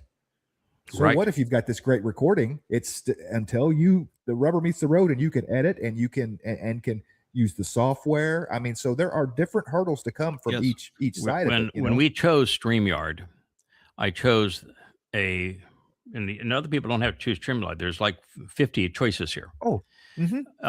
And StreamYard is not the dominant choice. The dominant choice is choices that allow you to edit. They allow you to edit your sound. They allowed you to edit your visuals. They allowed you to cut and paste, to stop and start again, and to broadcast things that were recorded and have been enhanced and edited. I chose not. I chose not for two reasons. The first of those is I recall the enterprise of reading Prophet of Doom so that it would appeal to a broader audience, particularly in the Islamic world, where spoken English is something they were more comfortable with than written English. And I knew it could be broadcast on the internet. So I recorded Prophet of Doom, which is now goddamn religion. It's in the range of 8 hours of editing for every 1 hour of recording. That's just audio recording. That's not the far more sophisticated video editing, which is now far more difficult because you have to sync your mouth and your expressions with the words. And so I figured if I do that, the content that we're able to deliver is cut by tenfold. Second is that Yahweh was quite insistent that it's time to talk because you are the books. And what that means, you can turn on a camera, you can turn on the lights, you can open a microphone, and you can talk because you've spent 25 years preparing. You know the material. And once you do that, what you then exude in a live stream is confidence. You can't make this up. You can't do what we're doing unless you know your material. And so I think that confidence is worth a lot. And I think it means something to somebody to say, this is a live stream. And this person's passion is real. It's not faked. It's not contrived. This wasn't something that they said, we're going to create a show and try to influence people for the following reason. No, it's all live. You're invited into our world. We're coming into your home. Thank you for allowing us. So I thought that was a better experience for them. And now if you are a person who's going to turn on the cameras and go with a live stream, Now, there is some experience. We had a learning curve on what cameras to buy. It turns out now these little guys at a couple of $100 or even closer to $100 are better in some respect to the ones I've got cameras that are between the lenses and the cameras and all the gear that supports them are $4,000 and $5,000, and I have a lot of them. And I've spent hundreds of thousands of dollars setting all this up.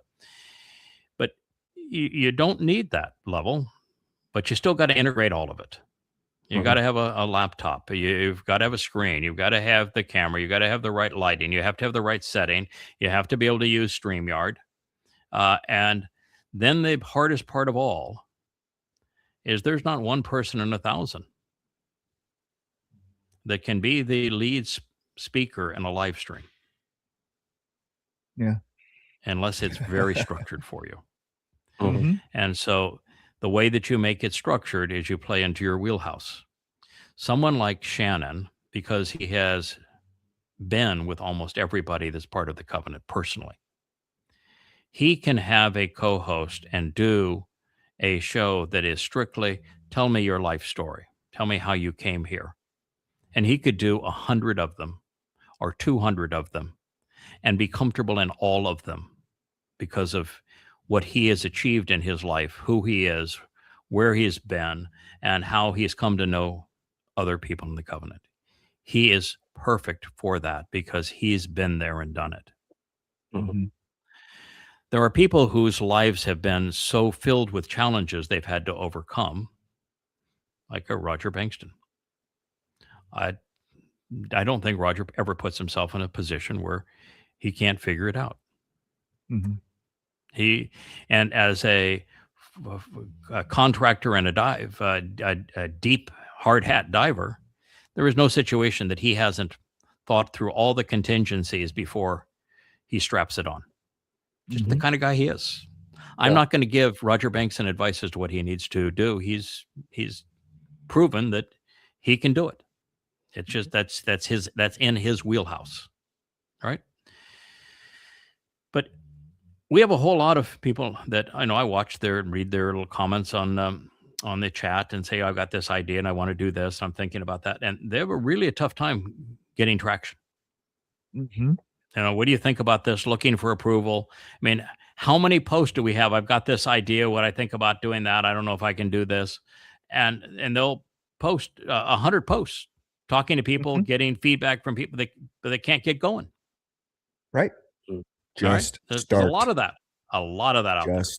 Now, if you think that getting going, if you can't get going, then what's going to happen when you turn on a camera and you're live streaming? You know, I watched our Gen Zers, and they turned on the camera, and the first 20 seconds was one person kind of mumbled and one stared into the camera, and then finally somebody says, "Well, I'll step up." Mm-hmm. Well, you don't want to do that. I mean, you can do that once, and it's cute, but you don't want to do that the second time. Right. Okay. And structure is something that we all do well with. God has given us wonderful structural tools to live our lives within, certain parameters that are healthy for us. There's nothing wrong with structure. And so I'd strongly suggest that everybody try a little bit of structure. Think of what you're going to do, have a plan for it, and carry out that plan. But you're going to be a lot better off if you aren't just looking at a camera. Like when we're doing this show, I can't, I do the teleprompter shows. I'm looking at the text that I have translated. You're doing this show, I'm looking at you guys and what's being presented. So I have something to respond to, something to look at, something to trigger communication. They need that. Yeah. So that's my thoughts on the whole thing is that you ought to be free to brand your show your way. I think you ought to be encouraged to take advantage of the fact that I've got 100,000 hours invested in this and lots and lots of, 25,000 pages of translations and books and all these audio shows.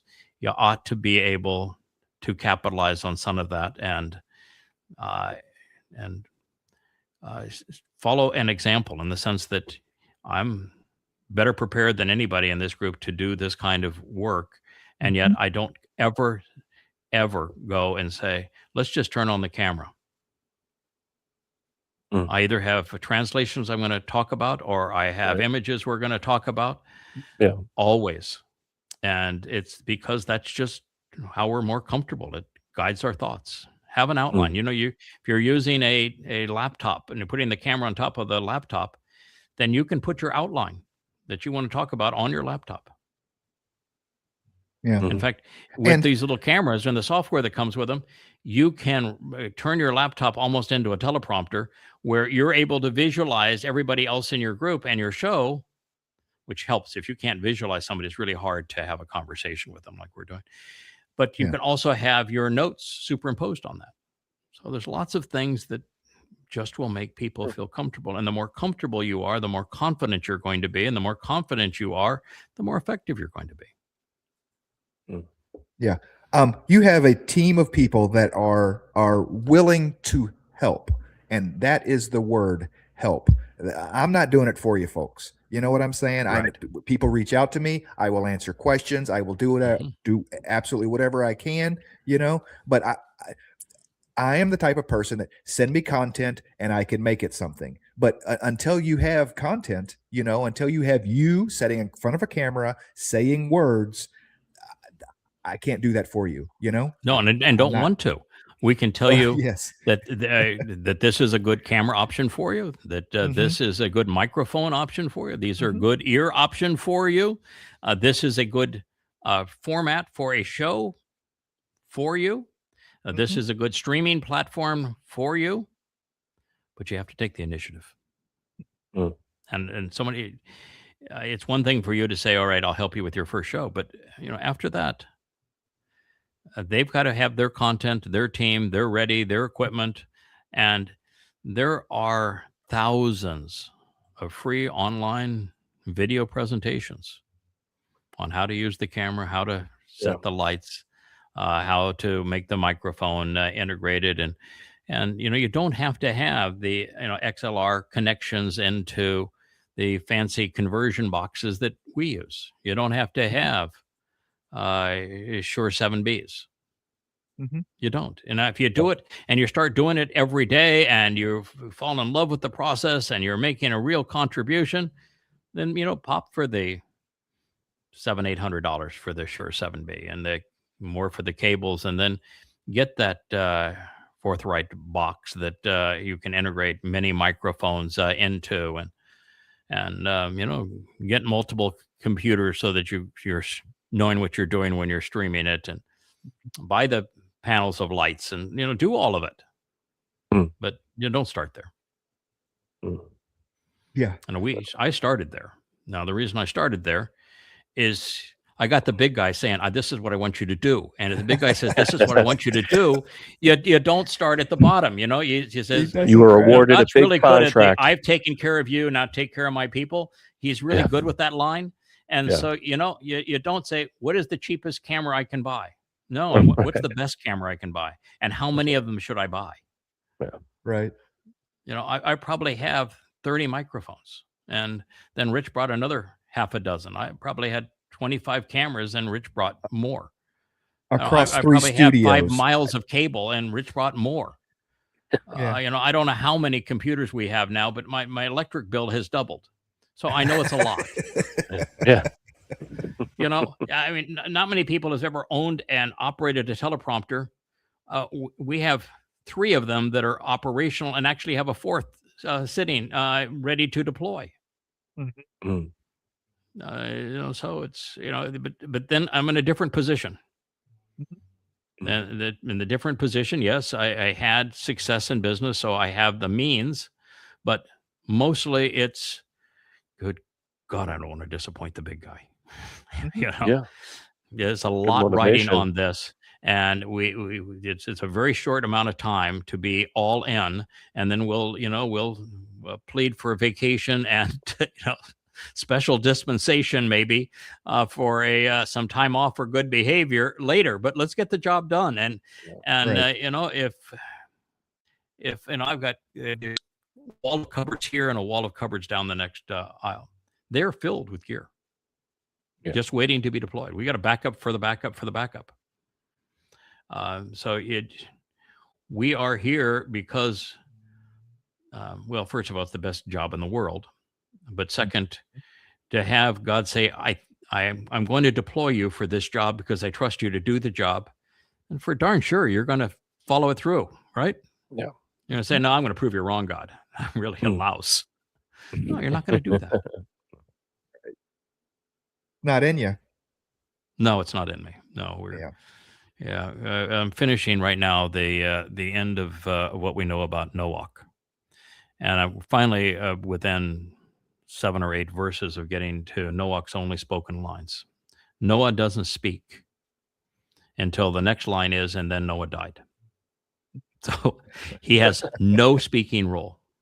It's very much like Adam. Adam was only one thing that Adam says prior to his departure from the garden, where he wallows all over himself. It takes a long time, and now we find out multiple lives before you actually get a speaking part with Yahweh. So you're well cast prior to that time. But as I'm reading this, I'm challenged now with what I think is one of the most interesting of all. Not most interesting. It's just one of many interesting things to understand. Every passage on the covenant towards the end is that it appears that Yahweh was saying that I'm making my covenant with you and with all flesh, kol bashar. So I did a little analysis. What would all flesh mean? Well, there's animals. Like 100 sextillion ants. There's even more bugs, including mosquitoes. There's that range of worms. A lot of souls out there. There's that many individual E. coli bacteria in just one petri dish. All flesh would mean you're going into heaven and it's going to be brother and sister worm. How are you, sir, mosquito? So if you think that God endowed the mosquito and the worm and the bacteria and the fungi, which is a living organism, and I'm not talking about viruses, these are all living organisms, with the capacity to reason their way to God, to determine what the conditions are of the covenant and how to participate in the covenant, and you're going to be sharing a bunk with them in heaven, then I think you're nuts. Ain't going to happen. So then your challenge is, all right, so I cannot translate kol bashar as all life forms, all flesh, all animals, because all these things are animals. I'm not talking about plants. Those are all animals. And it's repeated over and over again, like 6 times. And so it's the challenge is, how do I make this work in a way that is sane? That is in a way that why would God repeat it 8 times relative to Noach and his sons? And I'm going to establish, and I'm going to affirm, and I'm going to set up, and I'm going to cut the covenant with your sons, and with kol bashar. Kol bashar is all things to do with the complete mission and the total story that is told by the human herald. Because that's who Noah becomes. He doesn't have much of a speaking role this time, but he does next time and the time after that. And so it's the totality of everything that is conveyed in the complete message of the Bashar, because that's what Noach represents. He represents the Bashar and the role of the Bashar going forward. And so it's, it takes a lot of work to not only come to that conclusion, but then prove the point. And you prove the point by saying, you can go with what everybody else is going with, all flesh, which is a really odd translation, by the way, of Bashar. You can do that. But this is what it means. 10 to the 20th power bugs, 10 to the 30th power worms and other creepy crawlies. Mm. 10 to the 40th power bacteria. I don't think so. Yeah, you don't even have to go to back. I mean, just animals alone, in my mind, is absurd that every animal that ever existed for no apparent reason makes it to Shamaim.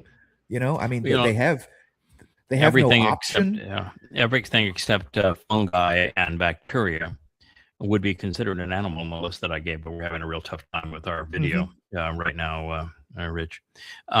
Everything would be considered animal with the exception of those two. An ant is an animal. A mosquito is an animal. And just in terms of ants, there are 10 billion ants for every person. Yeah. So no, it's just not reasonable. God's reasonable. Let's do one more on our bulletin board here, or a couple of more, and let's see what we have. Karen Bass. She was the woman who decided she would be not only be out of town, but she couldn't even get back for the wildfires that destroyed so much of Los Angeles County. I mean, just torched it, and largely because of her appointments where diversity trumped ability. And she is just a nitwit. And she has no responsibility, no business management capability, and nothing that she can offer that has any value to anybody other than she's a Marxist woman of color. Yeah. And so it's why I say that elections, the democratic system is useless because there are just not enough people of knowledge and substance to cast meaningful or morality. votes. Yeah. And so for this woman to be renominated as the Democratic candidate after all that she was exposed to being so useless, and there she is surrounded by all those women and people of color. No, the fact that you're a woman, the fact that you're a Marxist, the fact that you have a skin pigmentation does not make you qualified. Doesn't disqualify you, but it doesn't qualify you. And that's all she's got. She's a nitwit. Somebody said something about wanting to be judged by the content of their character, but I forget who that was. Yeah, Martin Luther King. Don't judge me by the tone of my skin, but by the content of my character. And it's sad, and it's just like JFK. Ask not what your country can do for you. Ask what you can do for your country. Really profoundly important lines that are so inverted by the very people they were spoken on behalf of.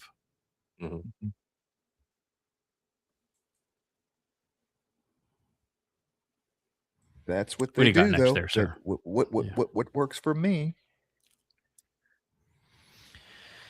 Babylon B.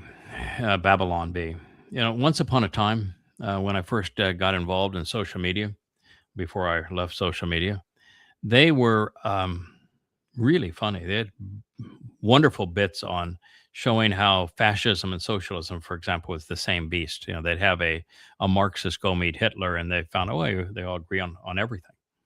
And it really funny bits, and they were really insightful. Now there's nothing. I mean, here Trump is shocked to learn that genocidal jihadists often don't negotiate in good faith. Well, the person that doesn't negotiate in good faith is Donald Trump. Right. A person that can't be trusted and who does not negotiate, who can't even fathom how to negotiate. The only negotiation that Trump ever has are in his own head, just through confabulation. And so it's not funny if it's not true. And so they've lost their sense of direction and guidance here. Yeah. How about for the American people, or those of us just on the sidelines? We can't trust Islamists, and we can't trust Rahab. So, surprise, there's no deal in good faith. Yeah, this is right? the ultimate Satan v. Satan. I mean, Allah was modeled after Satan. And if you disagree, then read Goddamn Religion, because I prove it overwhelmingly that Allah was modeled after Satan. And the prophets of Yahweh prove that Donald Trump is Satan. So it's Satan beating Satan, and in that conflict in the Islamic Middle East. This is the moment that Rahab emerged. Yeah. I don't think he'd have won the election because he I lost told the my last wife. debate. He actually lost the debate with Cackles. Badly lost the debate with Cackles. So he was going down. And this was the moment that Rahab emerged. This is the rebirth of Satan right here. You can look at his eyes, his look, that whole thing. That was the moment that demon-possessed Donald Trump managed to rise to position of power and to stay out of jail. Yeah. Yeah. I remember seeing it Yeah. live when it It's happened. And defiant I just there. I turned to my wife and I was just like, he just won the election. Yeah. There Yes, he is did. no this shot on the TV, this moment is a 30-second soundbite. He just won the election. Yeah, there are a lot of people that think the whole thing was set up and fake, and I'm personally don't know, and I think that we don't have enough information to make that call. But I can, there is circumstantial evidence, like there's a picture of his right ear. Ears are mostly cartilage; they don't regenerate. Mm. You take a bullet round through the ear, it's going to leave a notch. I saw fighters. Holyfield, for example, had his ear bit. That's right. It doesn't grow back. No. You notch the ear, it does not grow back. Oh. Mike Tyson's teeth marks on it. Yeah, Mike Tyson's teeth marks. That's right. And so, does it look like it actually occurred here? No, no. So, does it look fake at the event? Yes. But does it matter if it was fake or not? No, because he's Satan. It doesn't matter if he faked his. When you're Satan, does it really matter that you faked your way to the presidency? No. What do you expect from Satan? And here, the world is celebrating the fact that Trump cursed at Netanyahu, and he used 4 F-bombs in the conversation. Mm. And I constantly tell people that don't use F-bombs. If your go-to verb is an F-bomb, and it's so prolific in social media, good God, it is the go-to verb of choice. If that is your go-to verb, you got nothing to say. You got no argument. You have no intellect. You have no sense of logic or propriety. Don't do that. Don't stoop to that. That should be, as I say, should be a lesson to everyone that what Trump had to say to Netanyahu is inexcusable under any circumstances, much less to heads of state. Mm.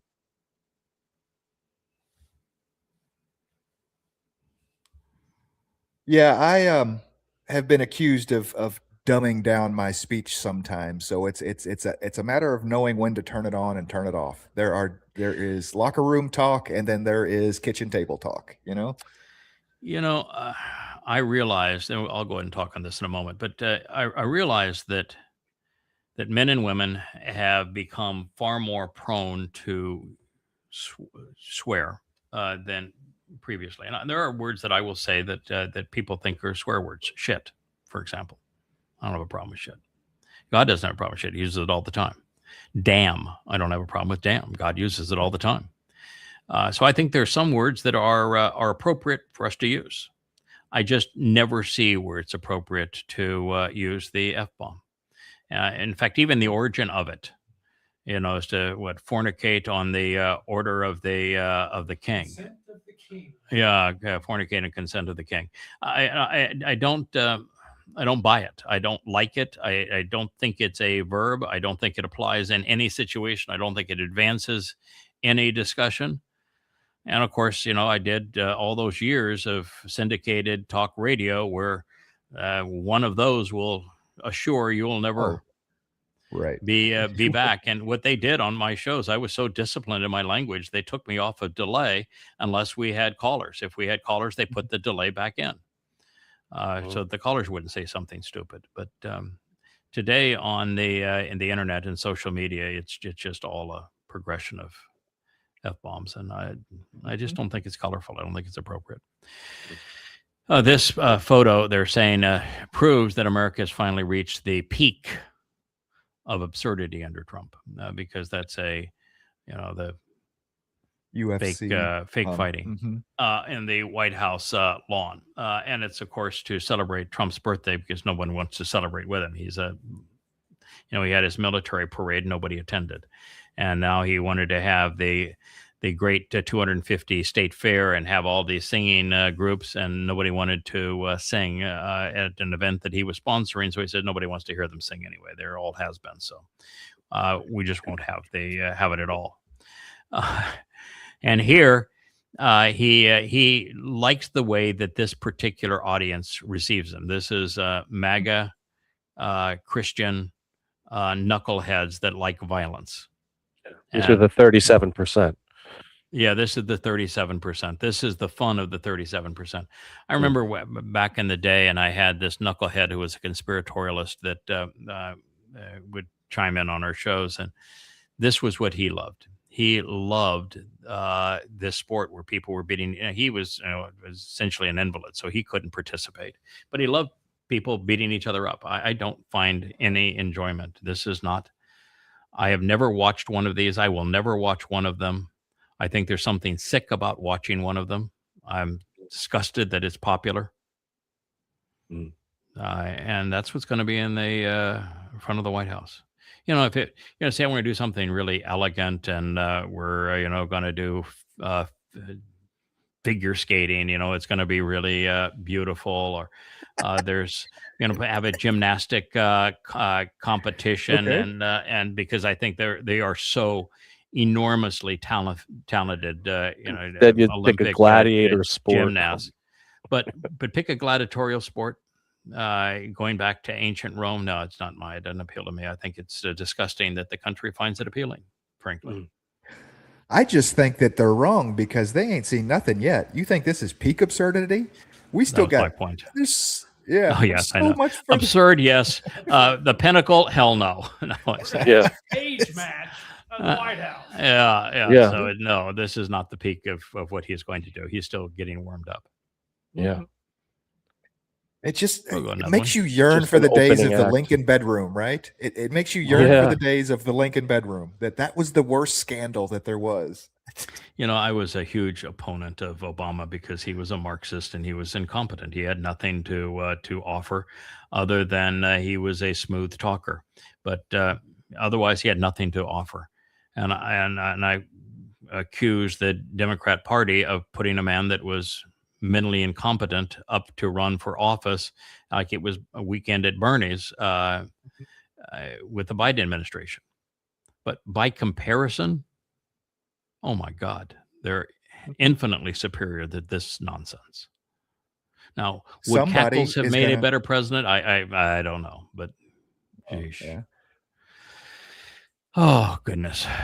These AI programs like this that try to appeal to, oh my God, it's always shock value, and it's all AI. The spokesperson is AI, the text is AI, the voice is AI, and they're presenting it for clicks because if on social media you can make hundreds of thousands of dollars a month if you're popular. And so now this person wants to say, oh, China's next. We're going to have war with China. Look at all of that war material there. I'm here to tell you, we're going to have war with China. They're next. No, China's not next. China is never. The opportunity for America to be stupid enough to go after 1 billion Chinese ended a very, very long time ago. And it is never going to happen. I don't think America could have beaten the Chinese even during the end of World War II, where we're the only ones that had nuclear bombs, because with that many people, they could suffer any number of blows, and we didn't have enough bombs. So no, I don't think there was ever a time that we could have gone against China. And now, America goes against China, it would be annihilated. So no, no. And plus the fact it's Cuba that's next, and Ukraine and Iran are not over, and they're not even close to being over. No. So how can you have next in China if you can't resolve Ukraine and Iran, and they can't, and he wants Cuba to be next? He needs a win, and he thinks he can beat Cuba. Yeah. Well, I've been seeing people talk about how the slow death of the Iran situation, the big kicker, it hasn't even hit yet because we're still working on stockpiles, of what was stockpiled in oil and stuff. If Iran doesn't open by this fall, I mean, people start starving this winter, just because there's no fertilizer to grow crops and no oil to run economies and to distribute food. Whew. Yeah, it's going to be a mess. Yeah, Satan was not good for the world. Who knows? No. Go figure. Yerma Yasha Dodnu. There was Gabriel and Michael knew. 2,600 years ago, they knew. Yep. Yeah, this is a good place for us probably to end. You know what that is that's burning there? St. Petersburg. That's St. Petersburg. The European capitals went and supported Ukraine, probably the CIA, but certainly MI6. Germany, France, and the UK, along with the Balkan countries that were one time part of the Soviet Union, they colluded with Ukraine to create these drones and the plan to attack Russia in a completely civilian, non-military setting when they knew Putin would be there with a conference that was important internationally to Russia. And this is very much like the Muslims leaving Gaza to torment Jews, knowing what's going to happen. At this point, you do this, and they have now done it. That image right there is never going to go away. That picture we're looking at right there changes the world. It does. They humiliated I just want Putin the gravity of that to sink in. Yeah. There is no turning back the clock from that image. The consequence of having done that now absolutely assures the complete obliteration of Kyiv. No respect for anything in Kyiv. The Russians are not going to sacrifice 1 million men to take Kyiv. They're going to destroy it. And if they can't do it with conventional weapons, they'll do it with nuclear weapons. Mm-hmm. And they will hold the European countries that prompted them to do this accountable. And it's no longer a question. It's no longer of how many red lines must they cross before Putin finally responds, because what they've done is they've crossed every red line and done everything he told them not to do, and he's done nothing. I don't think that's possible anymore, boys and girls. This was an act that will cause World War III. So sooner rather than later, I think we're how going do to you get like there them before. apples? Yeah, we have 7 years left. We're in the time of trouble. Mm-hmm. This is what you would expect. Although it'd be hard for anybody to say, "Oh boy, that's we're going to start the week of the time of troubles. Within the first week, we're going to have the Europeans and Ukrainians start World War III with Russia, while the United States is in the midst of World War III with Iran." And while the United States betrays Israel and curses Israel out. All those things we knew were going to happen. But you think that all happened in a week of the time of trouble? Right. Yeah. Talk about being upset with the insights stacking up, the insights coming out of yada yada, being Mhm. exponential. The speed at which things are falling apart is quickly reaching, Everything's speeding up, peak for sure. peak entropy. Yeah, no Everything doubt. is You know just what flying is off. plays a confidence and credibility game, right? He's not very imposing. He's going to get to be imposing by the time we get to the end of the time of Israel's troubles, and even in the last 3.5 years, he's going to leave no doubt as to who he is and who he's speaking through. But for the most part, he trades on credibility and confidence, right? That's his stock and trade.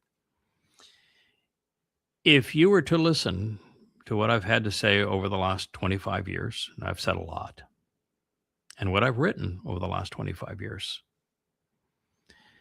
huge percentage of it, almost all of it, has been accurate and come true. And when you have one thing after another materialize, after a while, you ought to be listening. And you go back just to the last series of wars and the invasions of Afghanistan and Iraq. I was the lone voice saying, you're making a bad situation worse. There is no chance whatsoever that this is going to prevail. And let me tell you all the reasons this will fail. I was the only one. And I didn't do it quietly. I did it on up to 10,000 radio shows around the world on English-speaking channels and wrote books about it. Well, you read Time of Trouble. I've told you this was going to happen. Yeah. And I think it's important. It's credibility. That's what, as I say, it's God's stock and trade is credibility.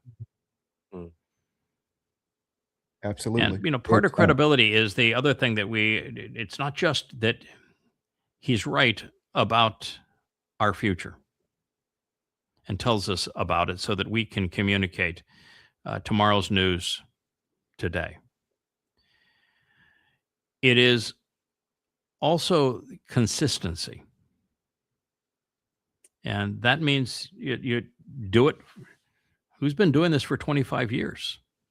I mean, there's none of these people that are voices on internet shows that have 25 years and 40 books into the process. But we do. That's right. This is the start of World War III. Well, it was actually maneuvered into this position back into the 1950s and then hugely exacerbated by George Bush with the NATO expansion into Ukraine. And then with the Obama administration and John McCain and Lindsey Graham with the overthrow of the Ukrainian government, and then the arming of the Nazi forces within Ukraine to bludgeon ethnic Russians in the eastern part of Ukraine that forced the Russians to respond. We've been aiming for this for a long time. Yeah. But this is the final straw here.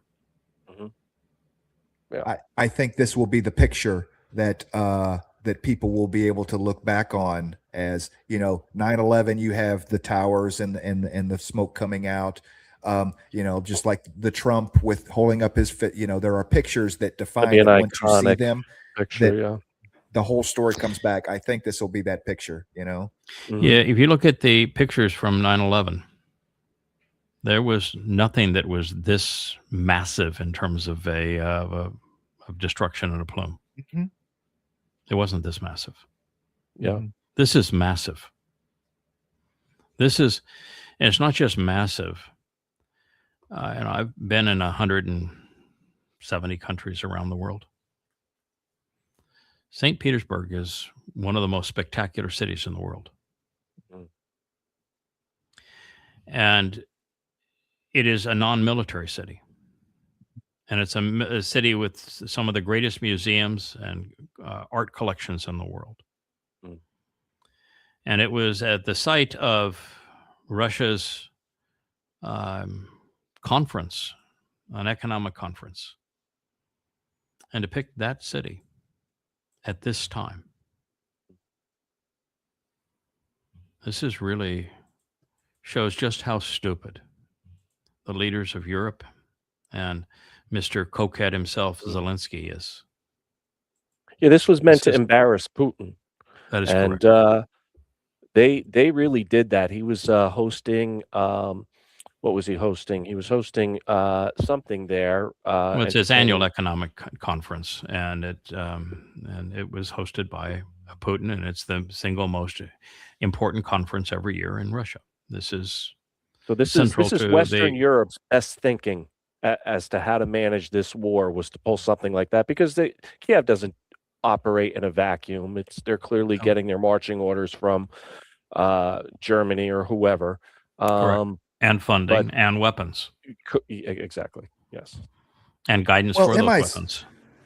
there are two different wars being fought in the same place. I mean, MI6 has completely been about the make Putin look bad war. I mean, they're not winning. They're not winning anything in Ukraine. They're losing ground. All they can do is strikes that make headlines and that they can take some propaganda out of. Okay, Yeah. Putin, as Yada said several times, yeah, I'll take this one. Yeah, I'll take the hit on the boat in Crimea. Yeah, you can have your propaganda, but militarily, they're not doing anything to hurt Russia. They just look bad. No, And no. so as soon as They struck Russia's nuclear deterrence. I mean, America was the one that provided the intelligence, and they sent drones to attack Russia's nuclear bombers, Remember that? which were Yeah, which were yeah, which were parked out in the open yeah. in known They were covered under locations a because that treaty. was part of the accords the SALT accords that were signed specifically so that we knew and they knew where our strategic bombers were. They would always be parked out in the open. They were out in the open and they were attacked.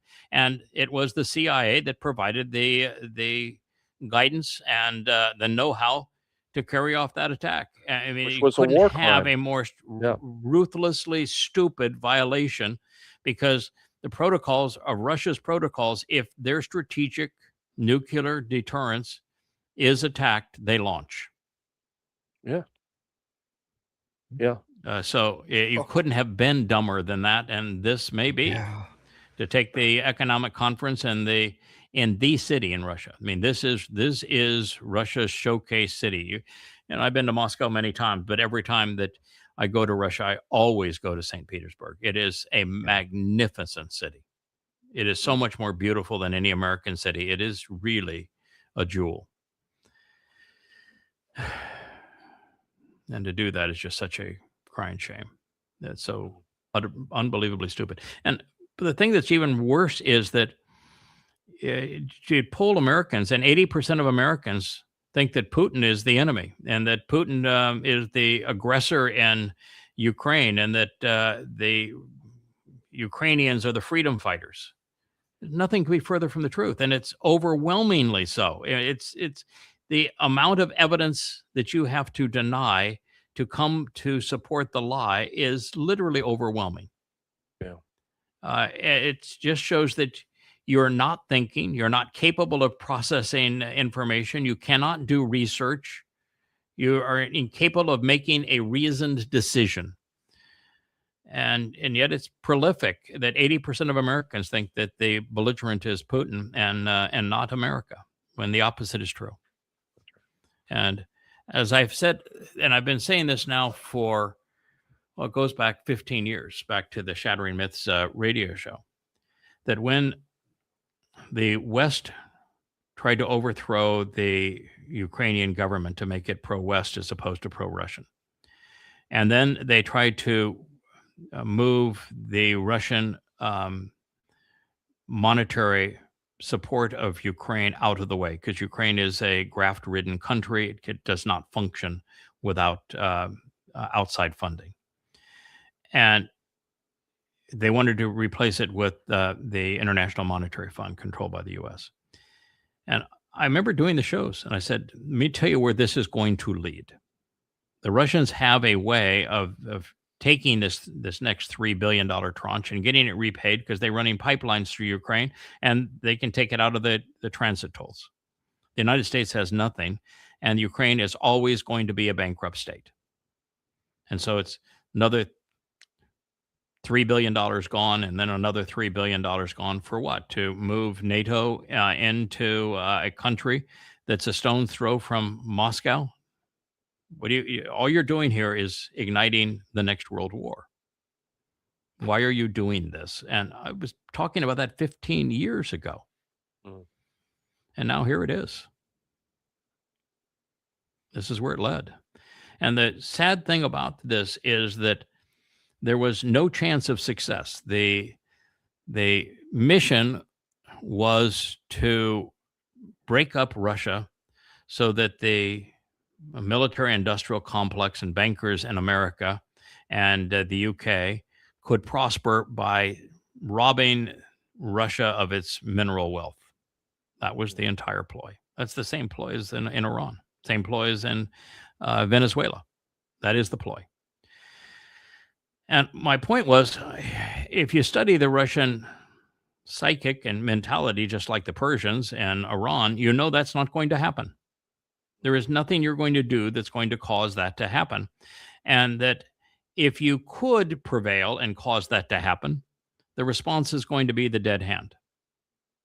They will destroy you with their nuclear assault. They will not go down without destroying you. And the same thing is true with Iran. They were not going to go down without destroying their adversaries. And they have. And Russia will. And so there was no chance of prevailing, and the very real chance of destroying the world, all for a buck. I mean, you could be the richest guy in the world. You could be like any one of these hundreds of billions of dollars oligarchs, but where are you going to spend your money? In hell? Because you burnt down the planet? And, I've been talking about that now for 15 years. Oh, that's the iconic image right there. Yep. The world changed at that very moment. And if I were in a European capital or lived near a European weapons manufacturing plant, I'd move. Yeah. All right. Well, thank you. I'm glad we got to that image. It's been a lot to talk about. This has been an interesting vlog on the vlog. Will, I'm glad you were able to come in. Yeah. I always love to have you. And Kevin, great job. I really do appreciate the fact that you're doing so many things during your day, and yet you did take the time on every one of these images to read what was behind them and why I chose them to comment on them. And it's extraordinary. I appreciate you doing it. Yep. Thank you, everyone. We'll Thank you, guys. talk again tomorrow. Yep. Hey there, thanks for tuning in. That was Fetch. Gotta run now. Catch y'all on our next podcast.